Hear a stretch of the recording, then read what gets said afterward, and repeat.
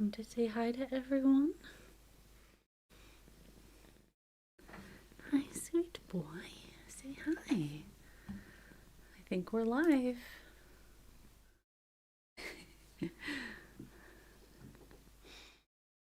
I don't. Yes, we are. Hi, everyone. Uh-oh. He was having a nice little nap. And now I'm talking. Oh no.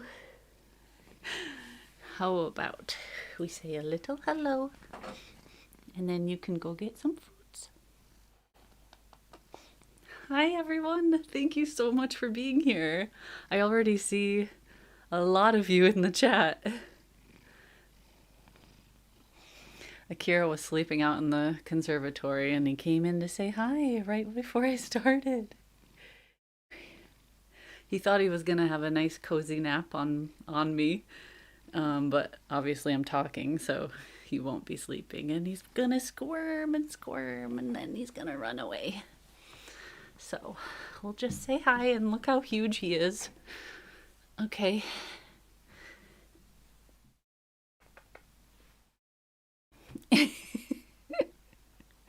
I'm trying to show my head in comparison. I know, it's okay. I'll let you down in a second. Oh, he sees himself on the screen. It's another kitten. Who's that? So meta. Okay, say goodbye. Doot doot doot. Doot doot doot doot doot doot doot. Doot doot doot doot doot. This is his favorite way to exist, is to be on your arms like this, like literally holding his back legs and his front legs. And he's heavy, so it's a workout. But he'll, okay, yes, my arms are tired. But he'll sit there forever usually, like especially on Wolfie's arms, because Wolfie doesn't like constantly bug him like I do. Hello, everyone. Thank you so much. Yes, today we are celebrating 100,000 subscribers, which is so crazy to me. Someone commented on my post about this live stream and said something like they've been watching since I had 5,000 subscribers. And I actually remember that time between 5,000 and 10,000. And I did one or two streams, and I remember thinking, when we hit 10K, we're going to do like a huge celebration stream, because I could never fathom reaching 10K. And then after that, it started like growing steadily, and I like couldn't keep up doing like celebration streams every milestone. So I was like, I switched to doing just painting live streams. That was kind of around the time I was switching from Twitch to YouTube a lot more. So I was still in like a streaming mindset back then, but I don't do them as often anymore. I'm already rambling. This is a great start. I know. And many of you have been here since I streamed on Twitch, which is as a long time ago now. I actually haven't gone live on Twitch in years, but I have a few subscribers still because they want the emotes, which is really funny. But I don't blame them because emotes are everything. Oh, thank you, everyone. Hi, hi, hi. I see so many faces that I recognize. He was just a little baby last week. He is like 6.8 kilos now, and I was told he needs to be less than that. He needs to go on a little diet. So for the last week and a half ish, we've been feeding him less, keeping him on a stricter feeding schedule, because before he would just eat whenever he wanted. Same with Floki. And Floki isn't like overweight or anything, but they both need to we need to start monitoring their intake now. So it's not, they don't like that. But when I do feed them, they come running. Whereas before they'd be like, oh, yeah, whatever. There's pretty much always food in our bowl, so whatever. Another person from Twitch. Oh, it's so amazing how time has flown by, but also it like when I look back at the photos, it feels like a lifetime ago. Round is a shape. Yeah. Also, Heiko, I'm sending you hugs. I hope you feel better. 129 months? What even is that? Oh, that's crazy. Okay, I forgot to ask. Is the sound okay? My microphone? I'm a little bit further away from it. Also, I do have music that I could play in the background, but very lightly.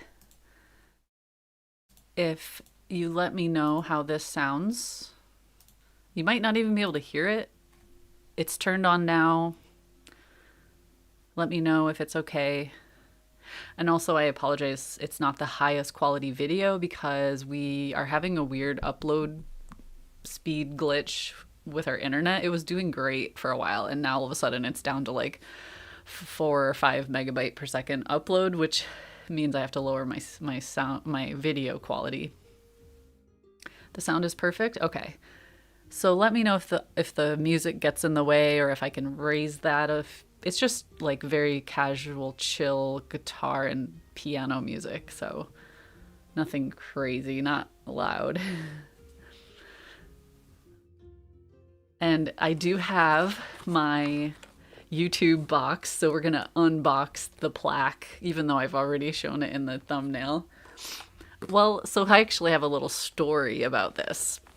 I got this, what was it now, like months ago. And because I hit 100,000 subscribers a while ago, I got the plaque, I opened it up, and there was a huge dent in the front of it. And I was just devastated. I know that sounds silly, but it was just so sad to open it up. There was a big dent in the box and a big dent in the plaque.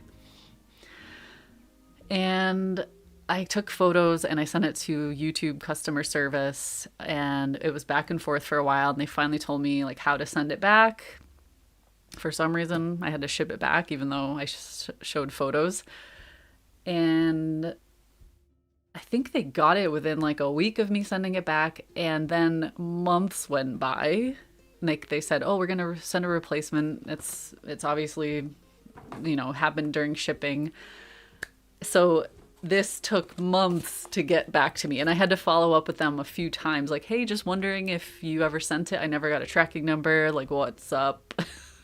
It kind of feels like you're screaming into an empty void when you contact YouTube.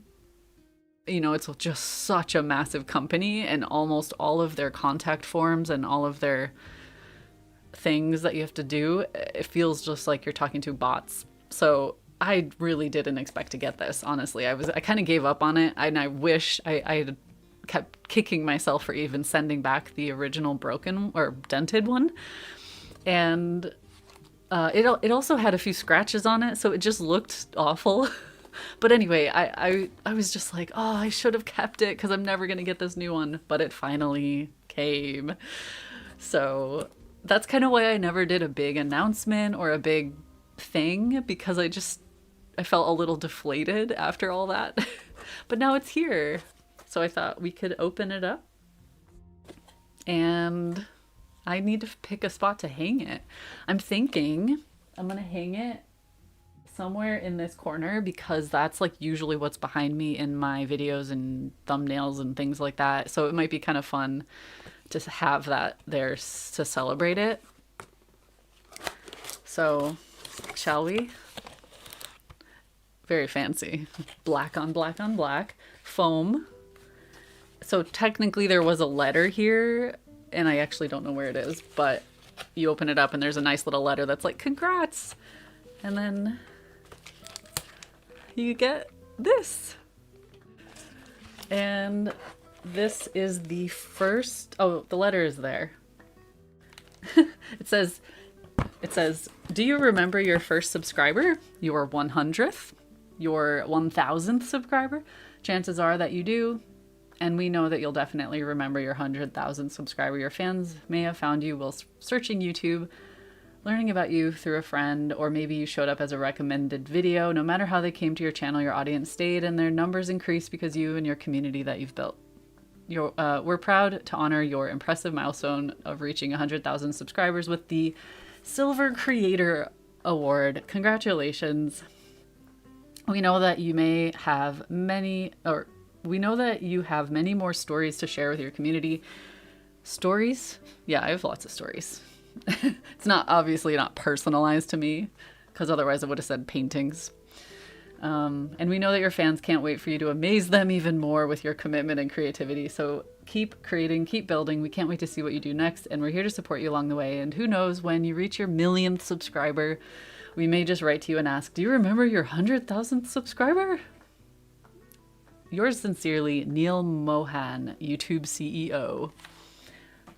It's obviously like one they send to everyone, but still nice. And anyway, here it is. Let's see if I can get it not reflecting. There we go. Sort of.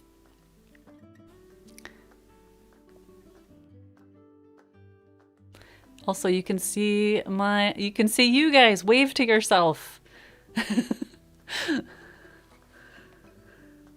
And it's really nice finish, and on the back it's like a black felt with two little things to hang it up, so that's nice and easy. So yeah, we basically just need to pick a spot and hope I don't put too many holes in my wall that don't work. Oh, thank you, Wildflower. That's really sweet. Gold plaque in 2027. That's a bit soon. I actually don't know what the next milestone is. It might, I don't know if you get one at 500,000 or if you get one at 1 million, but I mean, I'm a little art channel.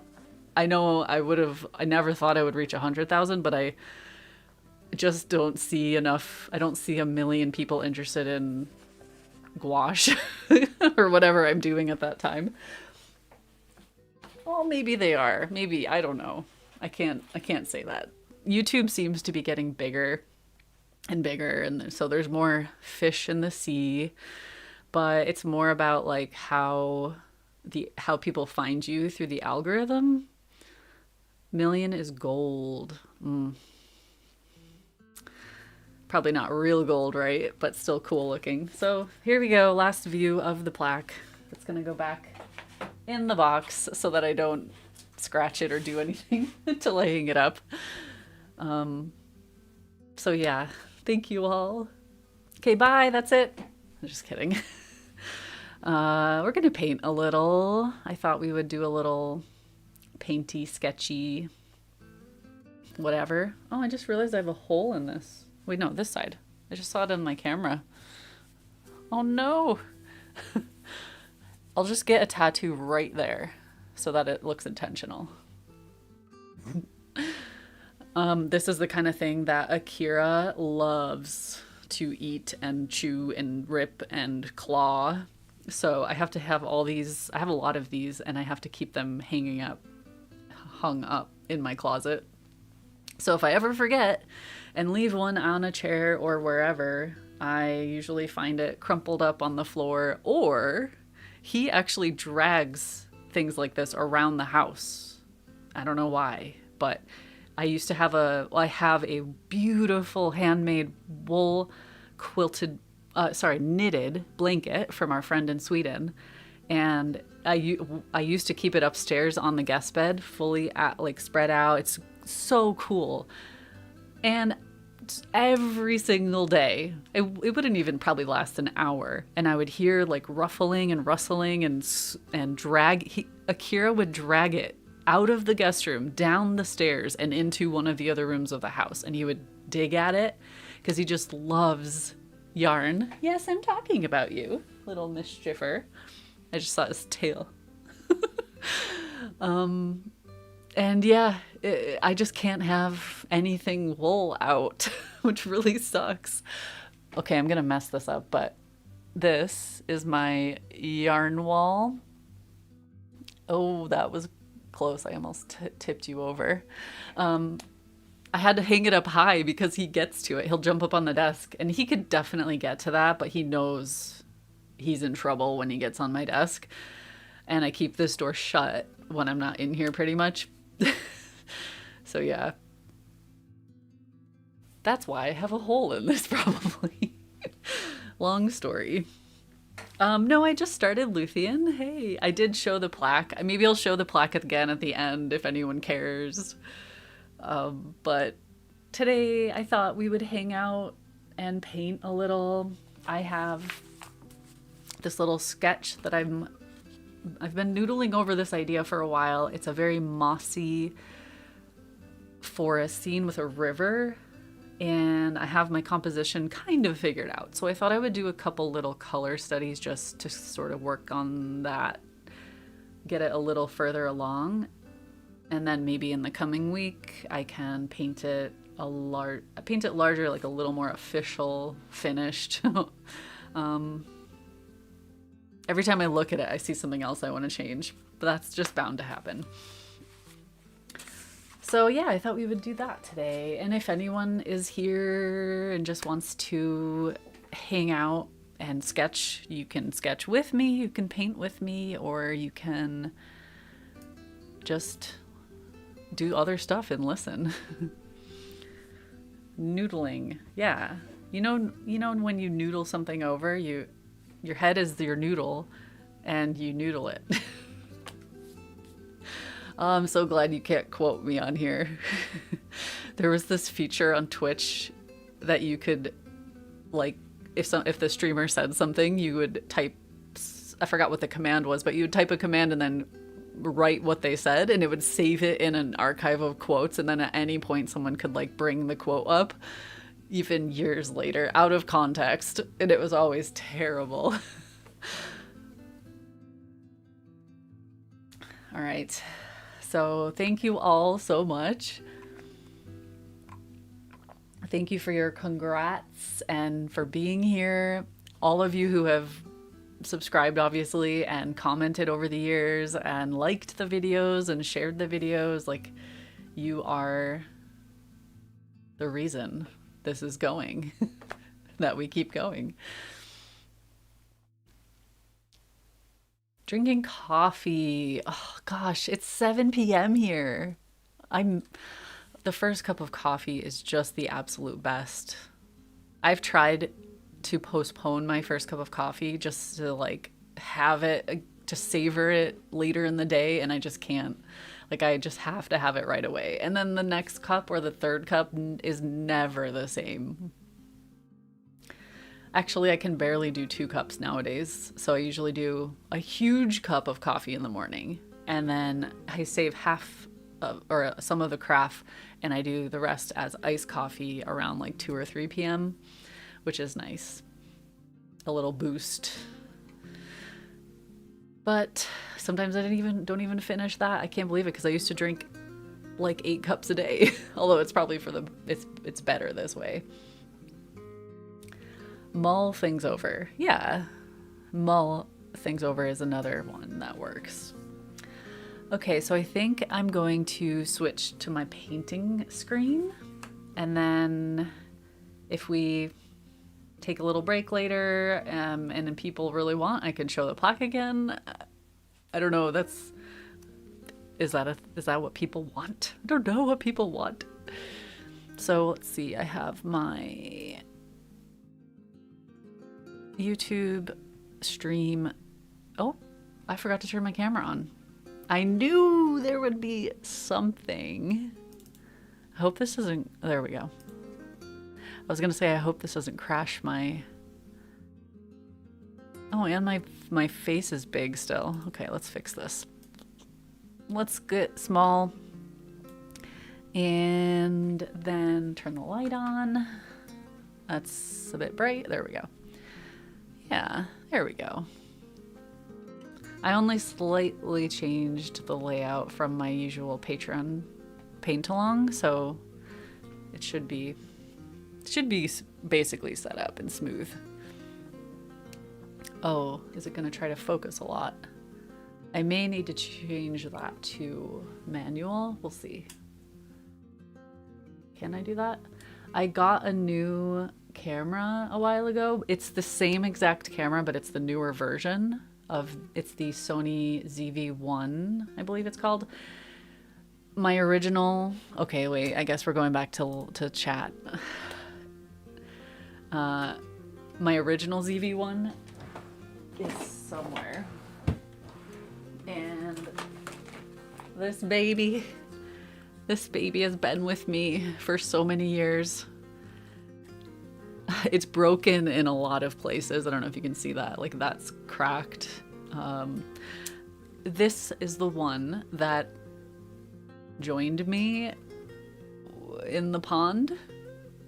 And that's all I'm going to say about that. If you know, you know. The frozen pond. And it survived. So did my drone and my phone. I will mention that. And it survived, and it kept going for a while. But the problem that I was having is the connection was really weird sometimes. Like, it sometimes wouldn't connect to the computer. I also had a few card reader error reader messages. It was just starting to have strange issues, and I was really nervous that one day I would be like doing my live paint along and it would just die. So I got another one, the exact same camera, because I love it. It's such a good camera for streaming and for like video in general. For traveling as well. Like, this is now gonna just be my travel camera because I'll take photos with it, and I have my phone as well, so it's kind of just like a backup. But it takes really, really good video as well. So yeah, we'll see how long it lasts. Join me in the pod. Yes, if you know, you know. And if you don't know, just imagine. Just picture it. Make up a story in your head. Okay, let's get the mic over here. Ooh, I'm a little closer to chat now, but I am hopefully not too... No, that's okay. That works. Where did I put... Ooh, actually, I do want to show you this. I want to show you these two new cool, cute things that I got. This is a brush holder that sits on the desk like that. So you can put brushes in it. And, well, I guess I couldn't... Oh God, messing everything up. So it sits like that.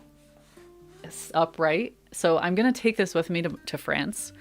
And I'm going to use it as my brush holder while I'm in the studio. So as my little desk companion. I won't like carry the brushes in it. I have a brush carrier that I'll use to bring them there, but for just being at my desk doing demos, I thought it would be super handy to have that. And it's a silicone case. It's really, really lightweight, and technically it's squishable, so that's kind of cool. And then we have this, which feels like I'm putting my pens in a sleeping bag. How cute is this? This also stands upright and or sits down sideways, but it fits a ton of stuff. It actually fits my really big brush pens, brush markers, all those big ones that usually are like touching the top. And it has this little mini pocket, so I just put a tiny one in there. But I just thought it was so cute. It's like a sleeping bag for my pens. I could put other stuff in here too, maybe. But I'm basically trying to narrow down what I'm taking to France, and I decided this is going to be my pencil pen case, so I can only bring this, whatever fits in this. I have a separate bag for like paints and all of that other stuff, but it's always so hard to narrow things down because I feel like, oh, I should have everything I could possibly need just in case. So yeah. Anyway, just thought those were kind of fun. Now, this was my pencil case, my travel case, but it's quite big and bulky. It's really good because it's protective, but it also fits my longer markers. These are really long, but I decided this time I'm just going to toss a couple of these in my brush case because I only need a few. I only need like 3. And then, yeah. have the other one. It's actually, the other one's like a little, it's much smaller. And I know this probably doesn't seem like a big difference, but when you have, like, I'll have a check-in, but that's going to be packed full of stuff already with clothes and all the things and pochade box and just everything. So in my carry-on, my like carrying painting backpack type thing, I want to be as minimal as possible and lightweight as possible, because last time I nearly killed my back and it just wasn't fun. So yeah, all the little changes I'm making matter. I know it's crazy. It's all justified though in my head. Oh, I need that. So I'm actually using this to prop everything up like that. Is that good still? And then I'll have my little sketch and my little... I have a bunch of references on my phone that I'm using, but this is the only one I printed, just for colors, because this is going to be like a mossy scene. So yeah, and then I've got my gouache. Back in bed. I feel like this kind of stream is good for just hanging out. You can do laundry, you can do dishes, you can... whatever. If you're not painting, I mean. It's not really like a painting tutorial. It's just like paint with me. Painting companions, perhaps, or sketching companions. So let's see. I apologize if I missed any questions. What would help is maybe if you type, if you @ symbol my name. I think that highlights it. So if you have an actual question, do that so I definitely see it, because Wolfie isn't here to read chat with me. Sometimes if it's a live stream, I'll ask him to join me just to like catch something if I missed it, but he is somewhere. What do you use to print study photos? Both my computer and a mini travel printer. This little...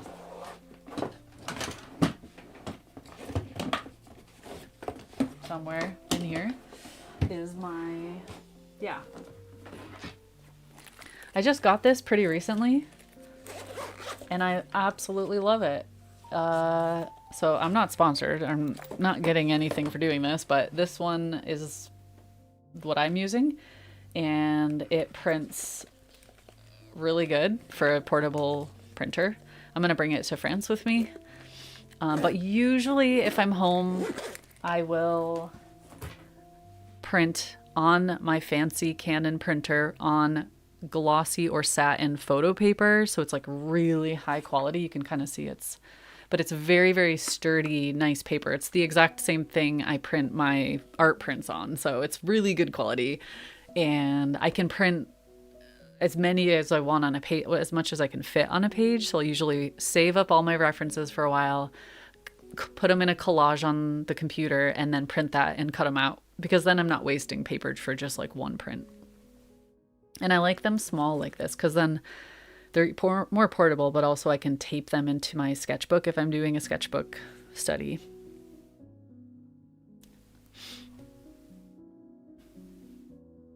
So body doubling. Yeah, there you go. Creative body doubling. Oh, thank you, Mari. Thank you, everyone, for all your congrats and well wishes. I know that some people have portable printers that print on sticky paper, which seems pretty convenient. Mine doesn't, although I don't know if I could get paper that does that, but I like it. The quality I love. That's kind of what I was going for. I think I need to wipe my palette off before I put new paint on there. I hope. Yes, it's not totally dry. Or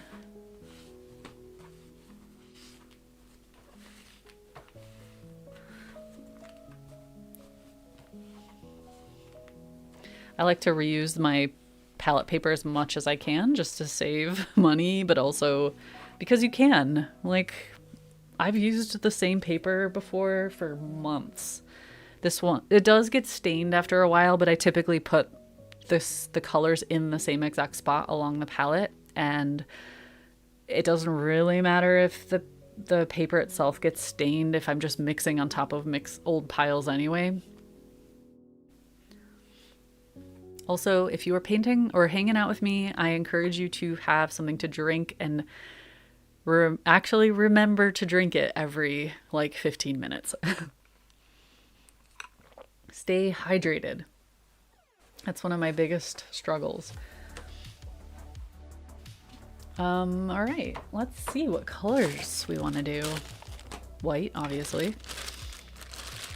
I'm kind of thinking I'm gonna do, so I have two pieces here. This is just kind of scrap paper because these are just color studies so I can sort of narrow down what color direction I want to go with this. So I'm gonna do two different ones. Like this one, I think I'll do a hot pink background because I just love that with greens and mossy forests. And for the other one, I was thinking I would do a turquoise background. I don't think I do that very often, but I think I'll enjoy it. So they'll both have a totally different vibe, although they may look similar in the end. We'll see. And then in terms of color, burnt umber. I think I need more tubes. Oh no. I have some left in this. I may just use the rest of these. I am determined to finish up the paint in here before I leave for France, which is at the end of September, so that I can clean this out and bring it with me empty. And then once I'm there, because I have 2 weeks there, I can fill it and not really worry about it in my bag. Like on one leg of the journey at least. So I'm gonna try to use up. Most of these are, like a bunch of these are almost out or like at the end of their life, I would say. But there's a few that I can scoop from, so that's cool. And just a heads up, I am playing very light music in the background. If it's too much, let me know. Hey Maria! I saw your thing on Patreon. Oh, actually, I don't need this, do I? Because I'm going to scoop from there. Actually, yeah, let's just see what we can salvage from that. And then I think the cobalt's basically empty, so I'm going to need that one.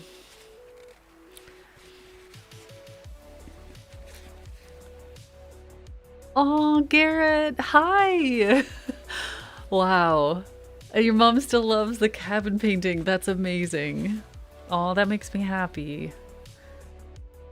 We were talking a little earlier about Twitch, how long it's been. So I need yellow. Do I want lemon yellow? Yeah, I think I'll just use like a tiny touch of it here and there, probably. And that is very good, very tacky. Don't know how. I think it should be fine because I don't use a lot of it. I would need, you know what? Screw it. Let's just paint directly from this palette. Like I've done that many times. That's why it's all dirty. And then I'll just keep that on the top there, like that. And we'll just pull from there. That's fine. But I need white on my palette for sure.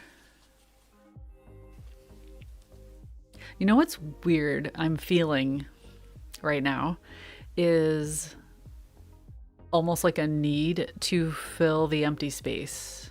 Like to talk through all the empty space, the silence, which is, and I think that's because of my YouTube channel, because it's rare when unless I'm playing music and it's just a very chill moment in the video, like it's never just silent. So right now while I'm streaming, I keep thinking in that mindset. And I have to remind myself, like, it's okay to be human right now and just have moments of silence and actually do something and think and not say everything that comes to mind. I mean, I do talk to myself a lot, but You know what I mean? Which is why I like to have music on in the background.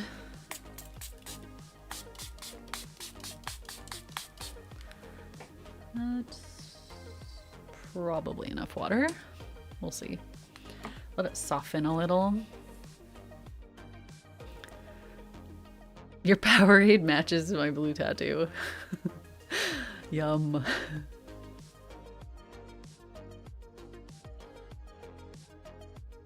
You always paint directly from the palette and it gets messy. Yeah.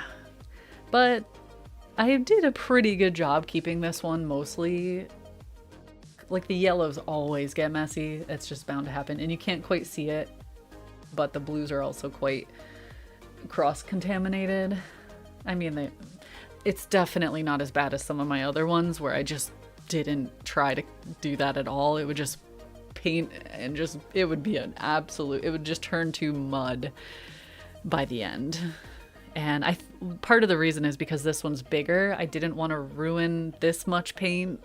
So I wanted to keep them as tidy and clean as I could. But it is a challenge. Like, you have to consciously remember to wipe your brush off more often, which isn't a natural part of my flow unless I just have to be very, very conscious about that.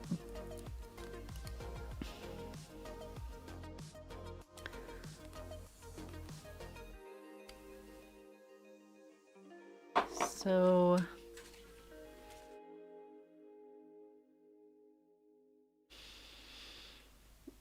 oh, you've watched every video? Oh my gosh. Oh man, you know, I still cringe when I think about some of my old videos, but I'm just gonna leave them. I'm just gonna let it be because I know seeing like how an artist started and where they were before they got to where they are is so encouraging. And yeah, like the editing is cringe and like I feel like me talking about stuff is cringe, but the art itself I think is important to be able to see how I transformed over the years. Hi, Kookie. Hi.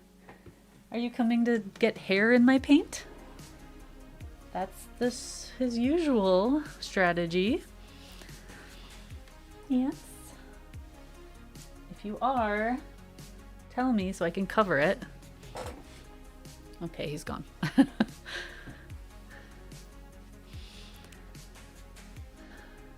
Hey, Alessio. He told you to drop by. Aw. The first 100K! Yeah, it'll be interesting if we ever get to the next 100. So 200. I don't know. Honestly, I am probably hurting my own business in a way because I don't look at numbers or statistics. I don't even, literally all I do is upload, and I obviously have to make a thumbnail and type all the things into the thing, and then I try to read all the comments. But even that's hard nowadays. But like once I put a video out, I just like move on to the next video. I don't know, I just can't bring myself to get into the analytics of it. And I know a lot of creators who do that, who do follow the analytics and actually learn a lot from it and pivot their content and make it better in terms of algorithm and like what to focus on and all of that stuff. But I just can't bring myself to do it. I just want to do what I want to do, which I'm happy and I'm doing fine. So I'm like, why not? I don't need to be a millionaire and I don't need to be the most famous squash YouTuber or art YouTuber or anything like that. I just want to keep doing what I'm doing and enjoy it and not feel like stifled by feeling the need to do a certain thing by a certain date. And that's another reason I don't do sponsorships as much as I think it would be great to have that extra income. I honestly, the thought of a company being like, okay, we need this type of video and you have to say this in the first 2 minutes of the video and then we need it by next Friday, that kind of thing kills my creativity and joy. And I just advertise my own stuff. I like my Patreon is my big thing, and so I advertise that. And if I do a Kickstarter, like I have that that space to do that in my videos without hopefully being overwhelming to my audience. I just struggle with that though. So for now, it's fine. And yeah, I have these moments where I'm like, dang, it would be nice to have like new skylights and a new roof. Maybe I should get a sponsor, but then I just can't. Even that isn't enough to make me want to do it. So rewatching Sarah's first YouTube stream is highly recommended. No. Don't go back. Don't go back that far. Oh gosh. I feel like that would be... I could never watch those. Wolfie does this thing to me purposefully to wind me up where I put a video out and he watches it, which is very nice of him. And usually he likes it and he does all that, but he'll watch it loudly near me. So I have to listen to myself again. And I'm like, oh, stop. I have to listen to it when I watch the footage to make sure it's okay. And I have to listen to it when I edit. I don't need to listen to it again. Oi, mister, no. No, no, no, no. Oh God, you're heavy. What are you doing? Are you a little ham? You coming back for the spotlight? What is that? Where's your brother? Where's Floki?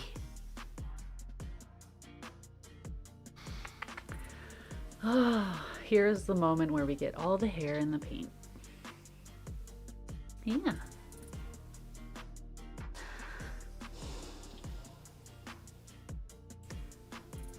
Oh, when you search for new brushes. Oh, do you see the kitten? Yes, he sees himself again. Is it a kitten? Who is that? Is it a kitten? Yes. Such a handsome kitten. And this is now the rest of the stream. Enjoy.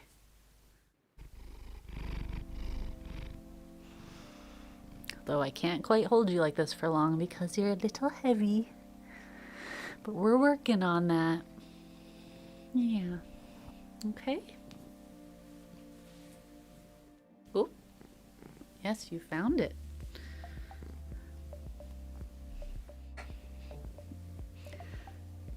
You have a cat planted on your lap. Yay!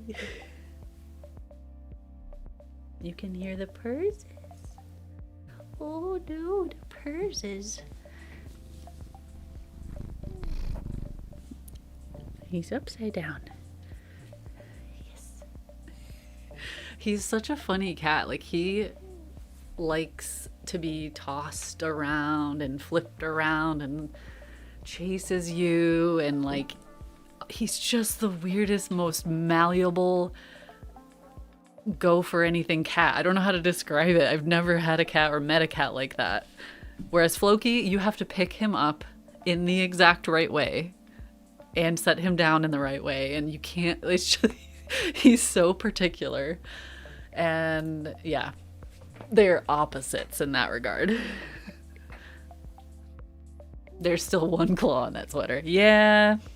And again, that's why there's little holes everywhere. This is probably one of my oldest ones, and I could patch it. I thought about patching it with some fun colors even. But it's just for like wearing around the house, so. He goes fully limp in your arms. Yeah, and he'll climb up on your shoulder. Vader used to do that too. He loved up on the shoulder. Floki, absolutely not. But Akira, you could literally carry him around upside down. And he just like, ha ha ha ha ha. So funny. So funny how different they all are. Now I do slightly regret not giving myself a bigger water cup. I'm just using this little guy. So we'll see how that goes. But for the most part, I just need a little, excuse me, one spread of paint, and then the rest is not super wet. Although maybe I should put, no, I was just thinking, I was just thinking I should put a mat down. No, we don't care if it gets messy. I should have done this first layer like hours ago. Well, it's just gonna be some hot pink for fun. Oh my gosh. I meant to post a video about this a while back, but got carried away during other things. But I've been doing light fast tests for a while now. And one of the things you don't see so often is a light fast test of an actual painting. And another thing you don't hear as often, I try to mention this anytime I mention light fast tests, but a lot of times the fading will happen when the paint is diluted or mixed with another color, even just white. So I did a painting with this hot pink, the Rose Opera, the infamous Opera Rose, and left it out in the sun and covered half of it so half of it wasn't being hit by the sun. And even in only 2 months, actually, you know what? I'm gonna go grab it because I think this is important to see. I think it's out here still.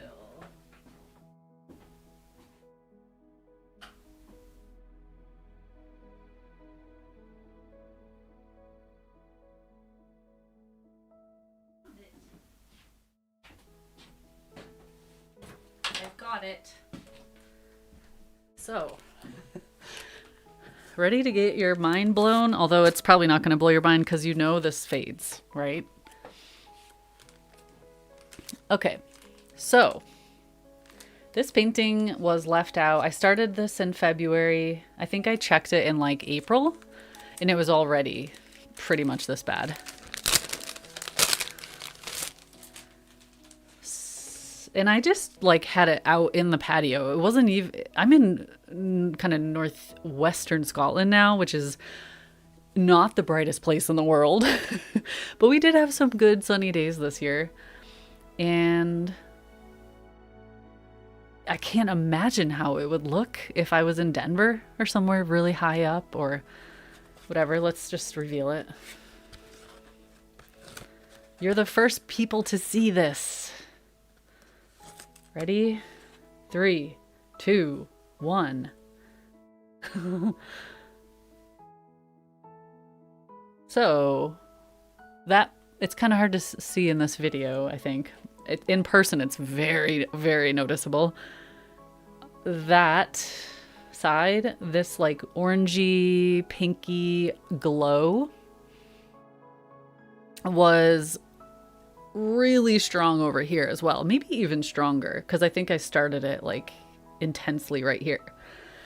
So even in a painting, I mean, this is still pretty. Don't get me wrong. This side is still really nice. But if you're going for a certain look and you imagine you sold a painting and you gave it and the person hung it up in their house, it didn't even have to be like in direct light all day, even just in a bright room in their house. And then a few months later or a year later, it looked like that. They might not even notice for a while, but because it would happen very slowly over time. But it's just shocking. So that's why people say if you're using fugitive colors, non-light fast colors, for sketching, it is totally fine. For studies, totally fine. For art that you're going to take photos of and make prints of, totally fine. But if you're selling an original, you might want to disclose that because it's a thing. Not all buyers would notice or care, but I think a lot would. And I've done many light fast tests with rose and other similar sort of fugitive colors. Like I have a whole video about it. I have it all listed on my gouache database. So it doesn't even matter, like the brands didn't even matter. It's the pigments themselves. So it's just certain pigments you have to watch out for.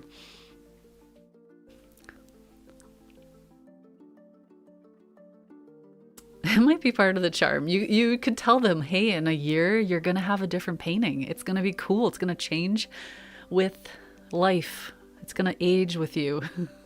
Maybe they'll be into that. You could say it's part of the concept.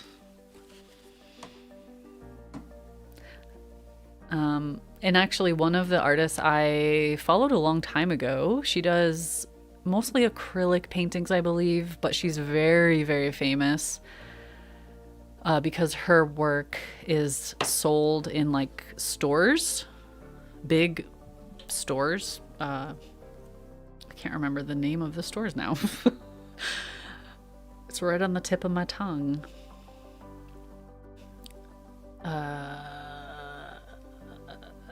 She doesn't list it on her Instagram. Her name is Jess Frank. Jess Franks. But this is like an example. Her work, she uses these really, really bright, like neon colors, a lot of times as an underpainting. And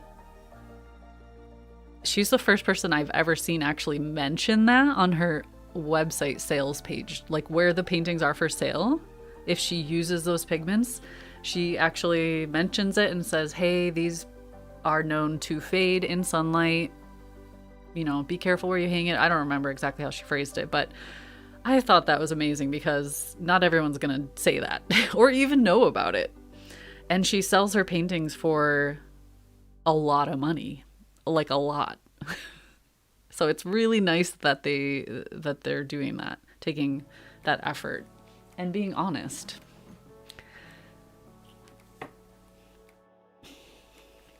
So I was going to use turquoise for the next underpainting. Oh, I forgot to get it wet first, but that's fine. That's the benefit of a big, juicy brush, because that's all filled in already. Small paper, big brush. No worries.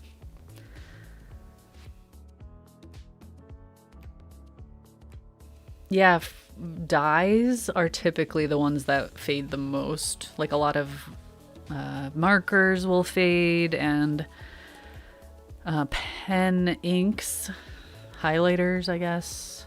So you have to watch out for that. But, you know, if it's like most of us are just doing it in our sketchbook and the page gets closed and it lives in a closet forever, so it doesn't matter.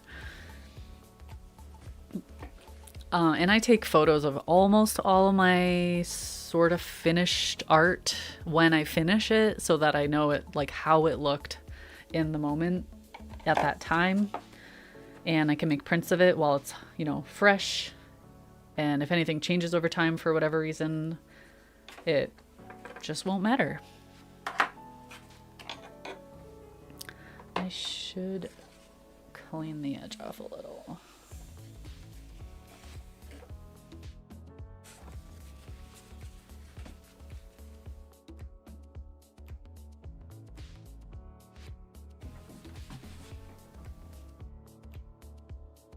Here.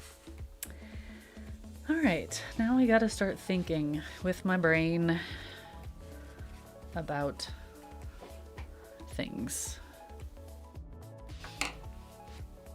That blue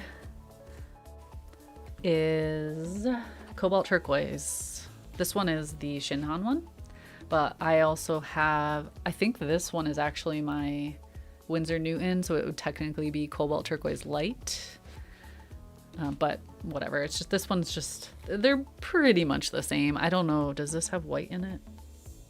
No, this one doesn't. This one's just PB28, but the cobalt turquoise light, I believe, has white in it.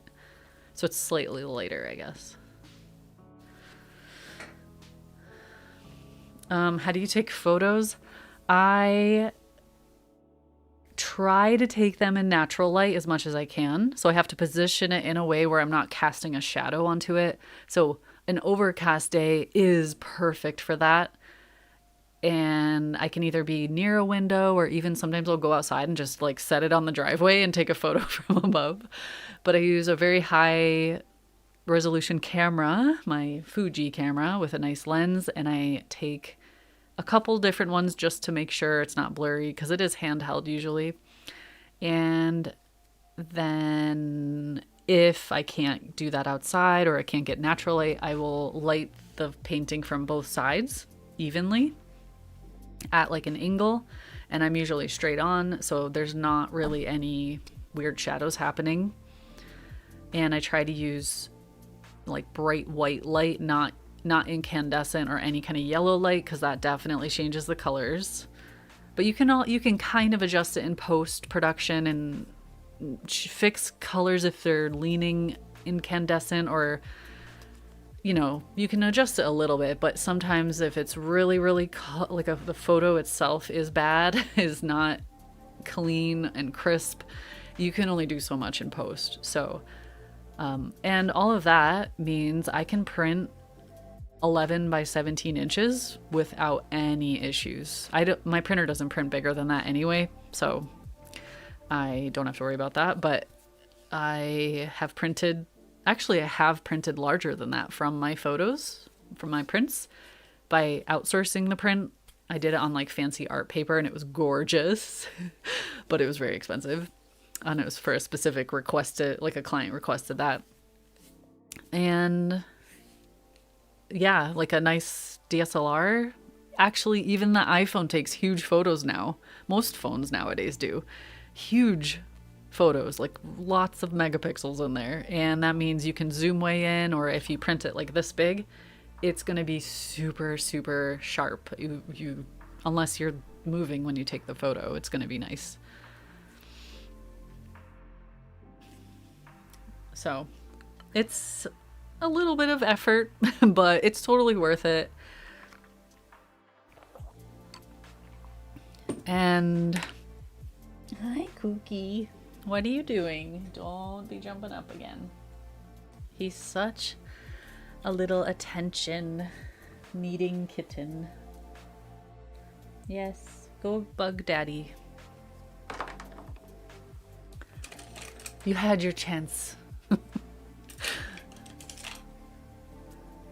Yeah, and then if he walks up to me, I'll instantly melt and pet him. I can't be like pretend mad at him. Where did my pencil go? I guess. Oh wait, I put it over here. Hopefully the stream has been okay so far. I did notice a couple dropped frames, which sucks, but we're an hour in and we're finally gonna start painting. Thankfully this isn't like a paint along. By the way, if anyone is interested in the paint alongs that I do them every month over on Patreon, and it's like a step-by-step real time, just like this, except I'm not rambling. I'm actually teaching, and I walk you from the start to the finish of the painting step by step, sometimes even twice, just depends on the day, the scene, whatever. And that's all part of the curriculum over on Patreon. So yeah. And then we have streams like this where I talk about cats and whatever else. No issues so far. Okay, good. No major issues. It's probably just when I move quick that it's like stuttering a little bit, because I think I'm doing 30 frames per second.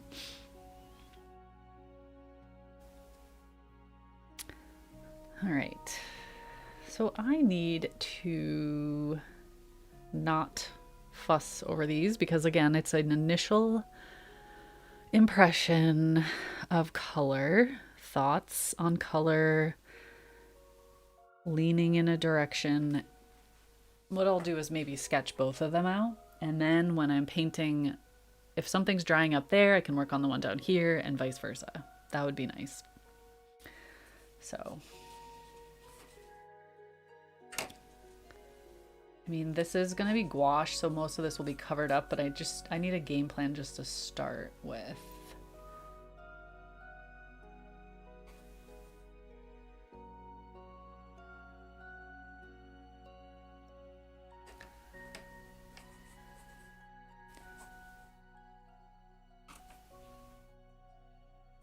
I just saw, before I started streaming, that my I'm doing a Scotland art retreat next year in August, basically 1 year from now, maybe a little less than a year from now. Well, actually, I'm doing two, but the first one sold out. The second week, I think I only have like 3 spots left. So if you want to come to Scotland and have an insanely awesome time, you can sign up for that. And it basically, you just need to get here, and then it covers everything else. It covers your room and board, your food, adventures. I'm even going to provide most of the materials, like all the gouache and everything. I am reaching out to a couple companies to see if they will provide sketchbooks and things. Like, it would be fun to get to have everything. But yeah, that's I'm very excited. Let's just say that. I'm already planning out everything I want to do for that.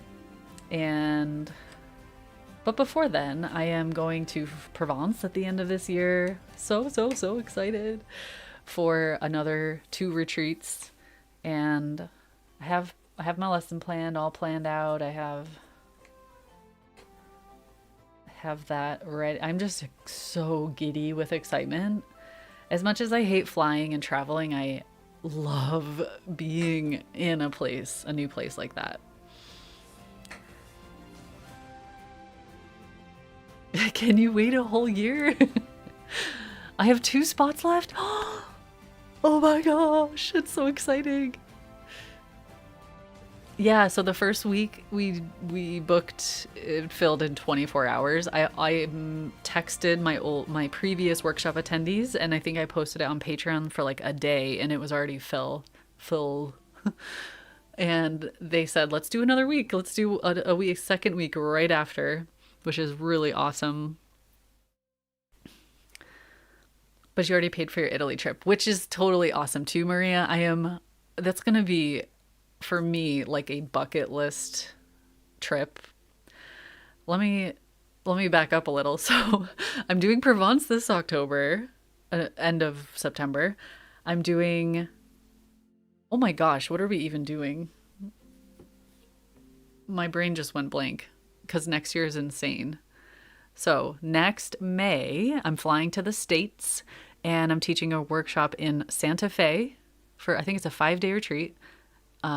Then 2 days, I think after that, I'm going to the Plein Air Convention and Expo in, is it Zion? The big plein air convention, which I've been wanting to do for years. And I cannot wait.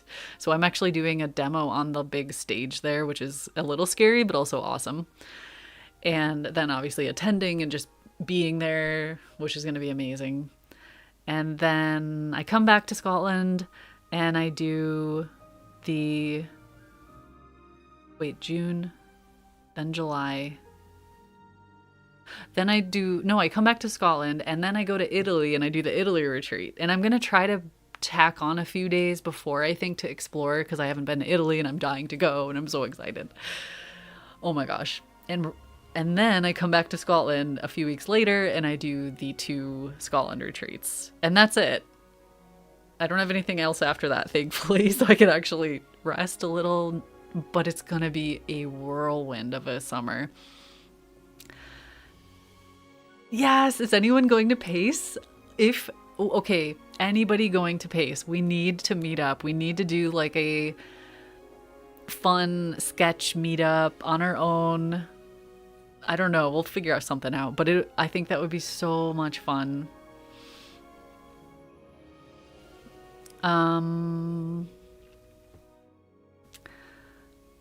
Sorry, did I miss a question about is Patreon also watercolor or only gouache?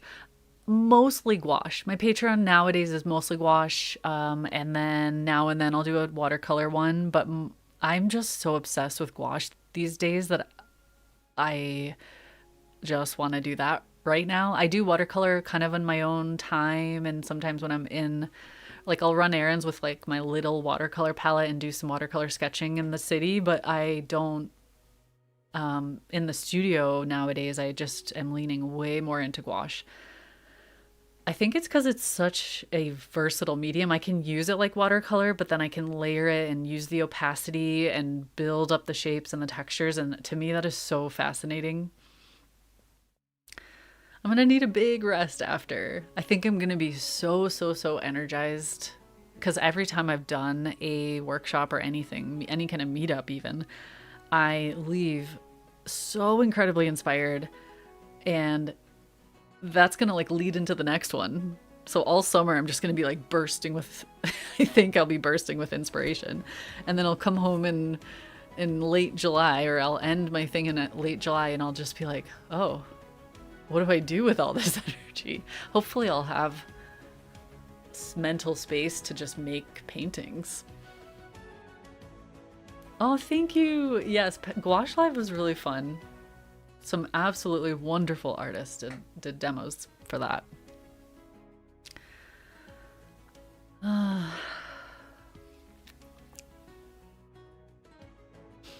Never joined Pace because it's during your school year. Yeah. I signed up for the Denver one back in the day, but that was, I think, the year COVID hit and then it got canceled. And yeah, it was a whole thing. So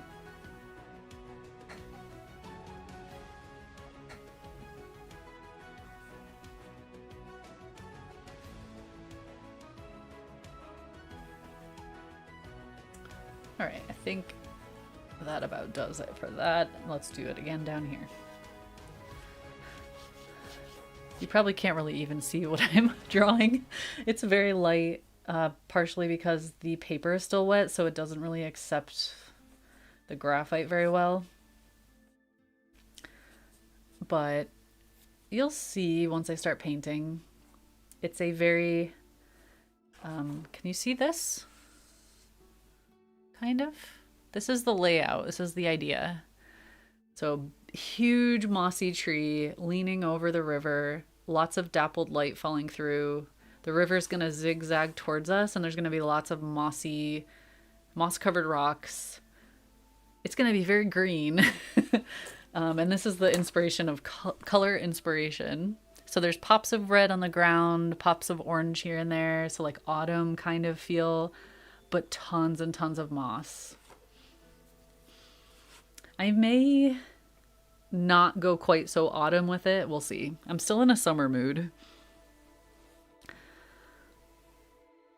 Is Pace expensive? I can't remember. For me, it's expensive because I'm flying to the States and I have to book extra days at different hotels and I have to rent a car and it's going to be a lot. But I have been wanting to go to it for so many years, and it is the only plein air convention I know of with the amount of master artists in attendance that this thing has. Like, it's mind-boggling the amount of master artists that go, who share their knowledge openly, who get together and paint. It's just like, I literally have chills when I think about it. I'm so excited. And of course, there's the vendor hall, so there's going to be huge stalls full of amazing art supplies and probably even giveaways here and there, and just, I think it's like 5 days, maybe 4 days of crazy energy in the best way. I mean, like hype, paint nonstop, and it's in Zion. Anywhere near there, you just drive a little bit out of the city and you're gonna be hit with the most amazing views. So yeah, I'm not even, I don't know if I get a discount because I'm doing a demo, but if you want to try to sign up for it with my code, you can. It's just Burns, Caps Burns, my last name. You could try it. Maybe you'll get a discount. It might be too early for them to like release discounts, but they will eventually give me something like that to use.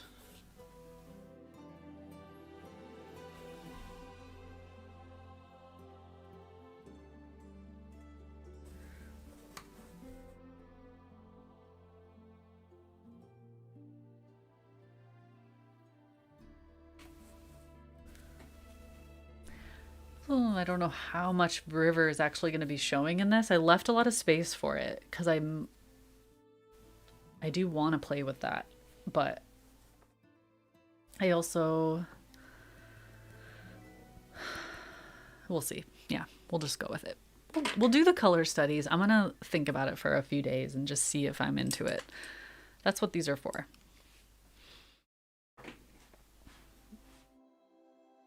Um,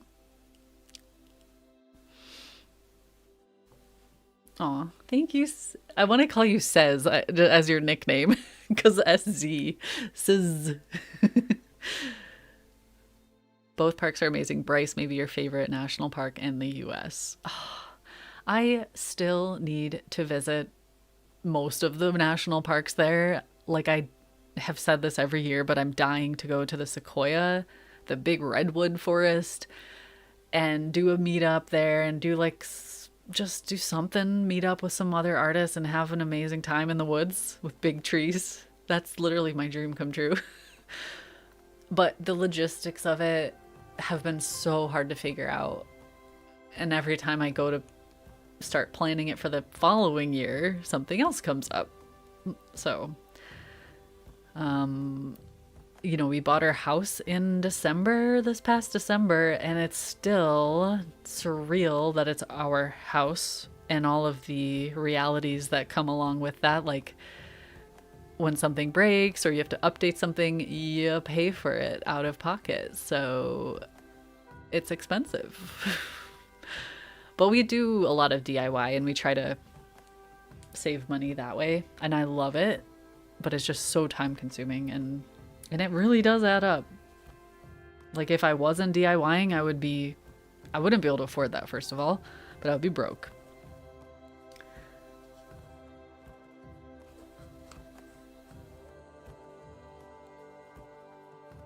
So having like whimsical trips to the Sequoia National Forest just for fun isn't exactly doable at the moment. Probably not for a couple years. Hi, Cookie. What are you doing? Oh, I thought he was eating something. Chewing something. Was a little breathless with wonder. Ooh, I gotta go look this up. I think I'm renting a car. I have to rent a car at least to get there, and I think I'm gonna have it while I'm there. I think it'll be worth it because it'll be such a fast trip that I like want to take advantage of the time that I have there and be able to drive anywhere to paint anything. Like, if someone mentions, oh, this place has this, if they show me a photo of something, I'm like, and I get it in my head that I have to go paint there, I could just get in the car and go. So it's gonna suck in terms of money, but it's gonna be, I think, incredible.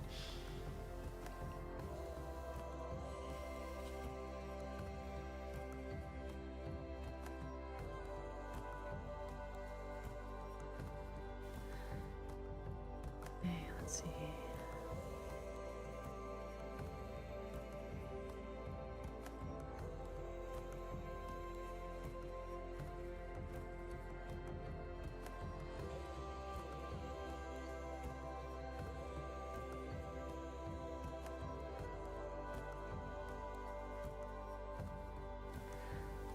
One of the things that Larry Moore did in his Gouache Live demo is for his trees, he painted the tree as like a big blob of green, and then he mixed his sky color and he came back in and he painted in his sky and like carved away the edges of the trees. And it was, I've seen it happen. Other artists have done this, but in that moment it just clicked for me for some reason. And I am obsessed with that idea now, and I want to do it a lot. I want to play with that idea, carving away shapes. But you have to envision what it's gonna look like. So it takes way more mental effort. And I'm sure once you do it a lot of times, it becomes more natural and you don't have to think so hard.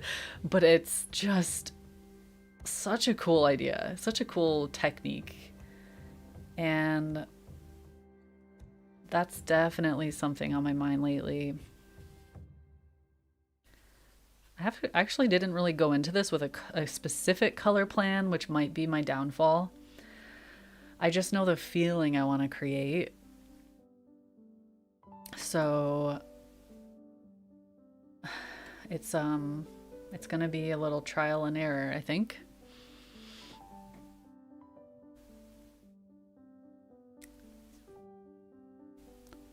The cattail passing the bottom reminds me of a shark. I say that all the time. Like when I'm in bed or on the couch, I just see Akira's tail and I'm always like, dun, dun, dun, dun, dun, and then he jumps up. It's a little game we play. And I think me saying dun actually makes him pace more and then jump up. I don't think he would otherwise.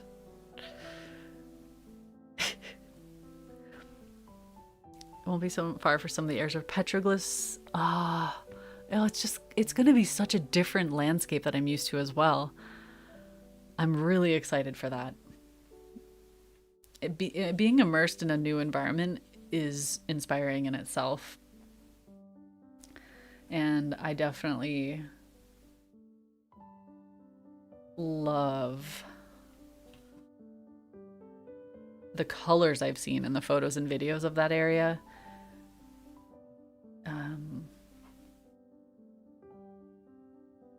Let's see, maybe a little purple.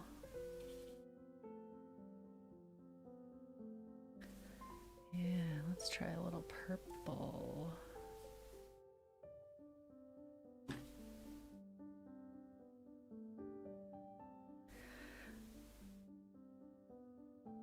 I'm gonna end up having lots of like little twisty roots twisting around the rocks. That probably isn't something I'll really focus on until I do the bigger study, but for this color study, I'm just keeping it in mind. There's gonna be some really weird fun stuff happening right here.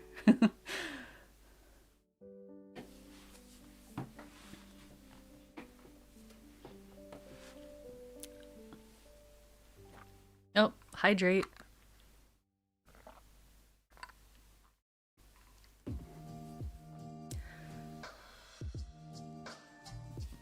One thing I heard the other day, getting off onto a totally different topic, is that there are, what was it, like 20 million videos uploaded to YouTube a day. And that's mind-blowing, first of all. And it makes me think, like, how does the algorithm control that? Like, how does it put videos in front of people? And I know I'm definitely a niche in the grand scheme of things. Like some people who do like more popular stuff, I think the algorithm probably has an easier time finding a home for it, like who to show it to. But that's why I think my channel has been a slow but steady increase, because it's like the people who want to watch my stuff, they eventually find it, and then they kind of stick around more, rather than YouTube like shoving it in a ton of people's faces and it's like has nothing to do with what they're interested in, or I don't know. I actually don't really know how the algorithm works completely, but just the sheer number blew my mind. And it's probably going to get even higher exponentially because of AI videos. Like there's like, that's a thing now. I don't think we have to worry about it in my niche, at least. But yeah, it's kind of wild. It's also encouraging. It's a little scary, but it does encourage me to think like there are so many markets out there that I haven't even tapped into, or communities that I haven't tapped into, I should say. There's the whole idea of like, what are the biggest YouTube watching communities in the world? US is pretty huge. India is massive. Brazil, I think, is pretty big. Russia is massive. But I don't know how much it like cross-pollinates. Like, how does YouTube know when a video over here should be shown over here? Because like I never see videos outside of my bubble. I don't know where I was going with this. It was just some random thought that popped into my head. It's interesting. Okay, probably. I like the idea of the tree being like quite silhouetted. But then, ooh, I know. Let's go with a touch of intense green for the shadowy moss on the branches.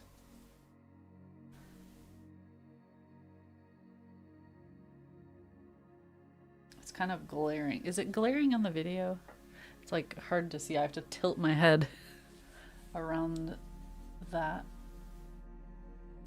I'm using it very dry because I thought I would play with the blue color showing through a lot, but it's a little annoying when the gouache doesn't spread.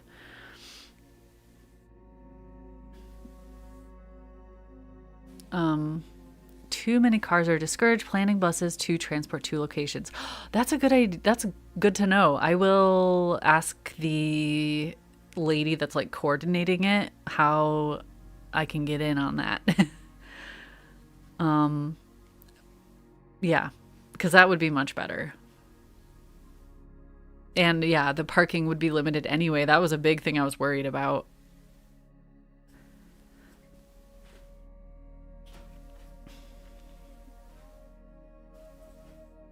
I do know that, Maria. Yeah, a couple people mentioned it to me. That's so cool. Yeah, that's really nice when other artists do that. I was trying to remember what when my last live stream was, and it's been a while, but I think it was actually when I live streamed with Sketches and Scrubs.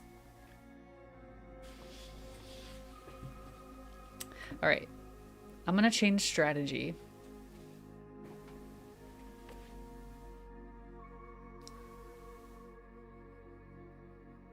That's quite okay.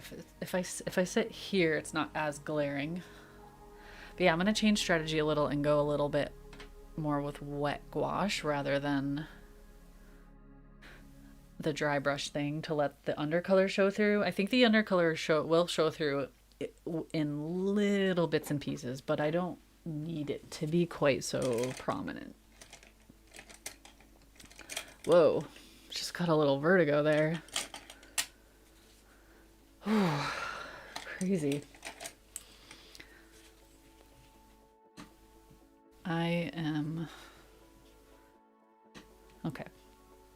Yeah, let's do that. Let's shift strategy slightly. So in that case, I am going to do the thing I originally said, and I'm going to put piles of gouache on my palette because I find I do this thing where I paint with more of a scarcity mindset. Unless there's just like huge blobs of paint on my paper. It's always been an issue. I don't need both yellows. I'm gonna play between them and just see.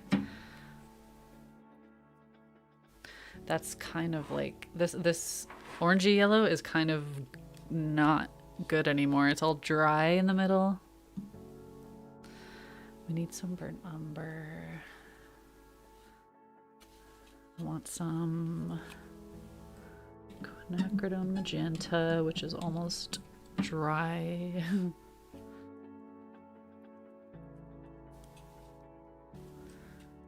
Blue. Live with Sketches. Cool. We text each other now and then. She has been doing so many cool events lately, going cool places, and I'm living vicariously through her.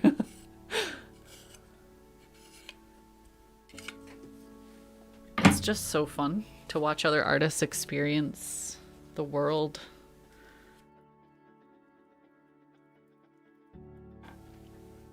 What else? That's a pretty limited palette. Maybe enough. And then I'll move a bit of this white up here. It's very goopy white. Yeah, that's probably good. It's only 6 colors. Yeah, it is hard to choose. They do sell expansion packs, so you can divide it up even more, but with gouache that might be tricky. With watercolor, I think it's fine.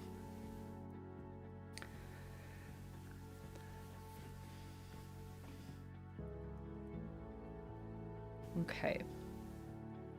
Now, yeah, let's just go. Let's just play.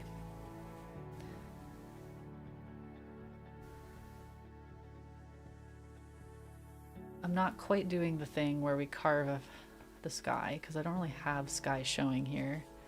It's gonna be a lot of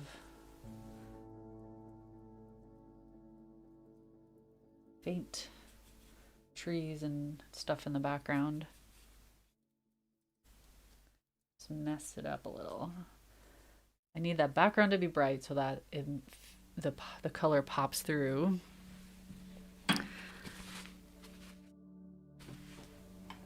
The light comes through in the end.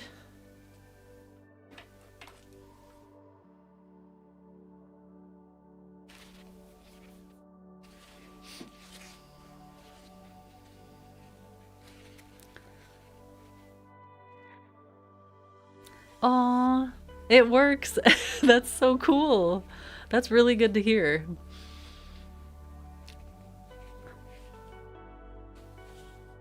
Well, I don't really know exactly how it works nowadays, like in terms of your videos showing up in different countries, because I don't really upload special subtitles or do anything extra on my videos, so I don't know if it actually translates them to other languages automatically. I definitely have seen videos, like Spanish videos, and I was able to get the English subtitles. I don't know if that was a YouTube thing or the creator did it, but the gouache is out. Just have fun. Just I need a bigger brush.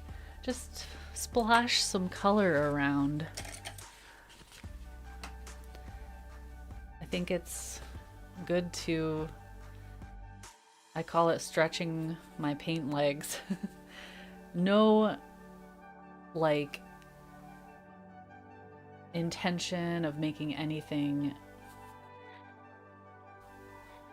worthy, if for lack of a better word. Like, it just has to exist, and then you can consider it and think about it and then learn from it and then do it again or shift things around the next time.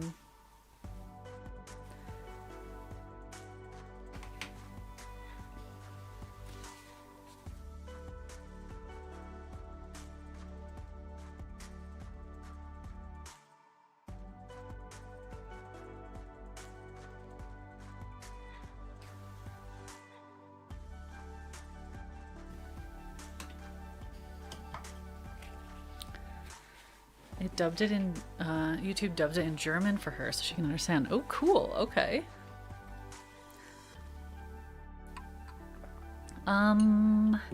Linda, I think in Discord you could post it. AI generated subs and even dubs now. Oh yeah, the AI stuff is creepy though. Like I showed a while ago. I have no idea what feature this was, but I uploaded a video and YouTube or some plugin or something instantly created a thumbnail for it. And I was like, what? How the heck did... Usually you get to pick a frame of your video or you make your own thumbnail and upload it. But it did the thumbnail, the image, and it had text on it and everything. And it was me, but creepy as heck. My face, but like extra happy. Like creepily extra happy. Just like And it was my studio, but everything was changed. Everything was moved around and it had stuff in it that I actually didn't have. And I don't even remember the topic of the video, but it was just like, what is this? I was so creeped out. But apparently that's a thing now, and a lot of people are doing it. I think you can kind of tell when it's an AI thumbnail.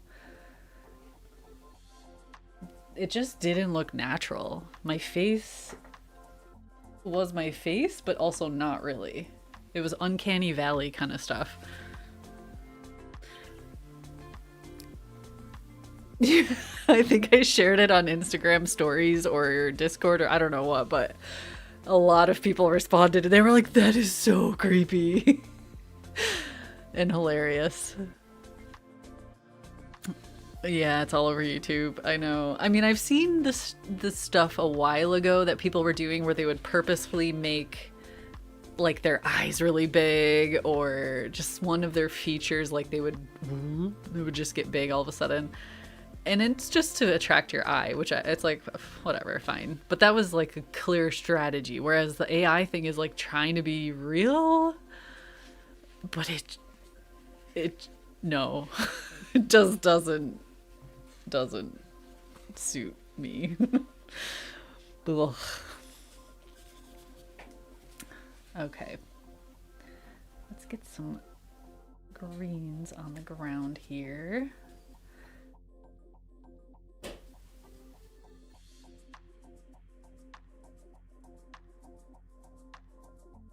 I told Wolfie to come say hi, but I think he's feeling too shy.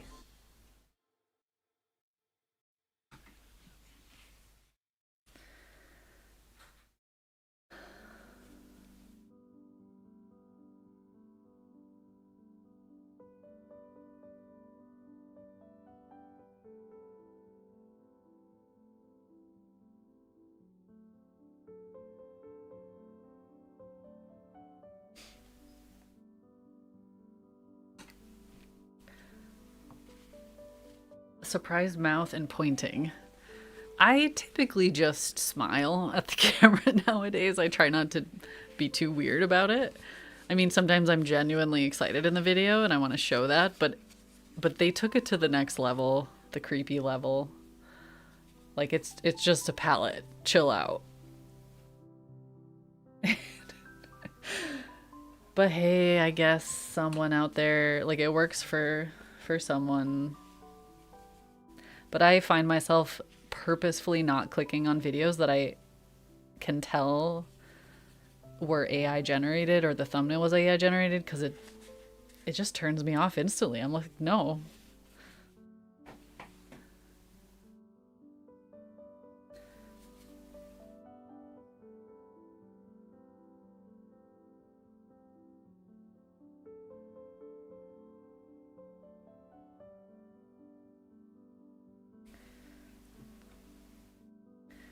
I think this one's... I'm really trying to lean into the cooler colors on this one, but then I'm going to reserve the warmth more for the pops of dappled light coming through.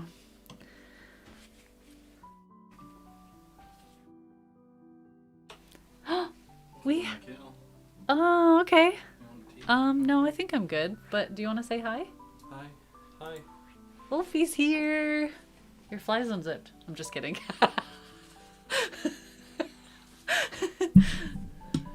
Here, let's just put that there. No kidding. I'm making it weird now. Duck down a little. Here. Oh, I just mean... There. And His Majesty is on his throne. Yeah. So chat's there. Where's... Well. Hi, Wolfie. Hi, everyone. I texted Wolfie. Oh, Heiko texted you.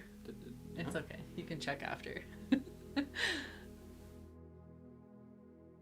Now is a good chance to show the plaque again. For anybody who missed it, I showed this at the beginning of the stream. 100,000. Akira approved. So there we go. It's reflection, so.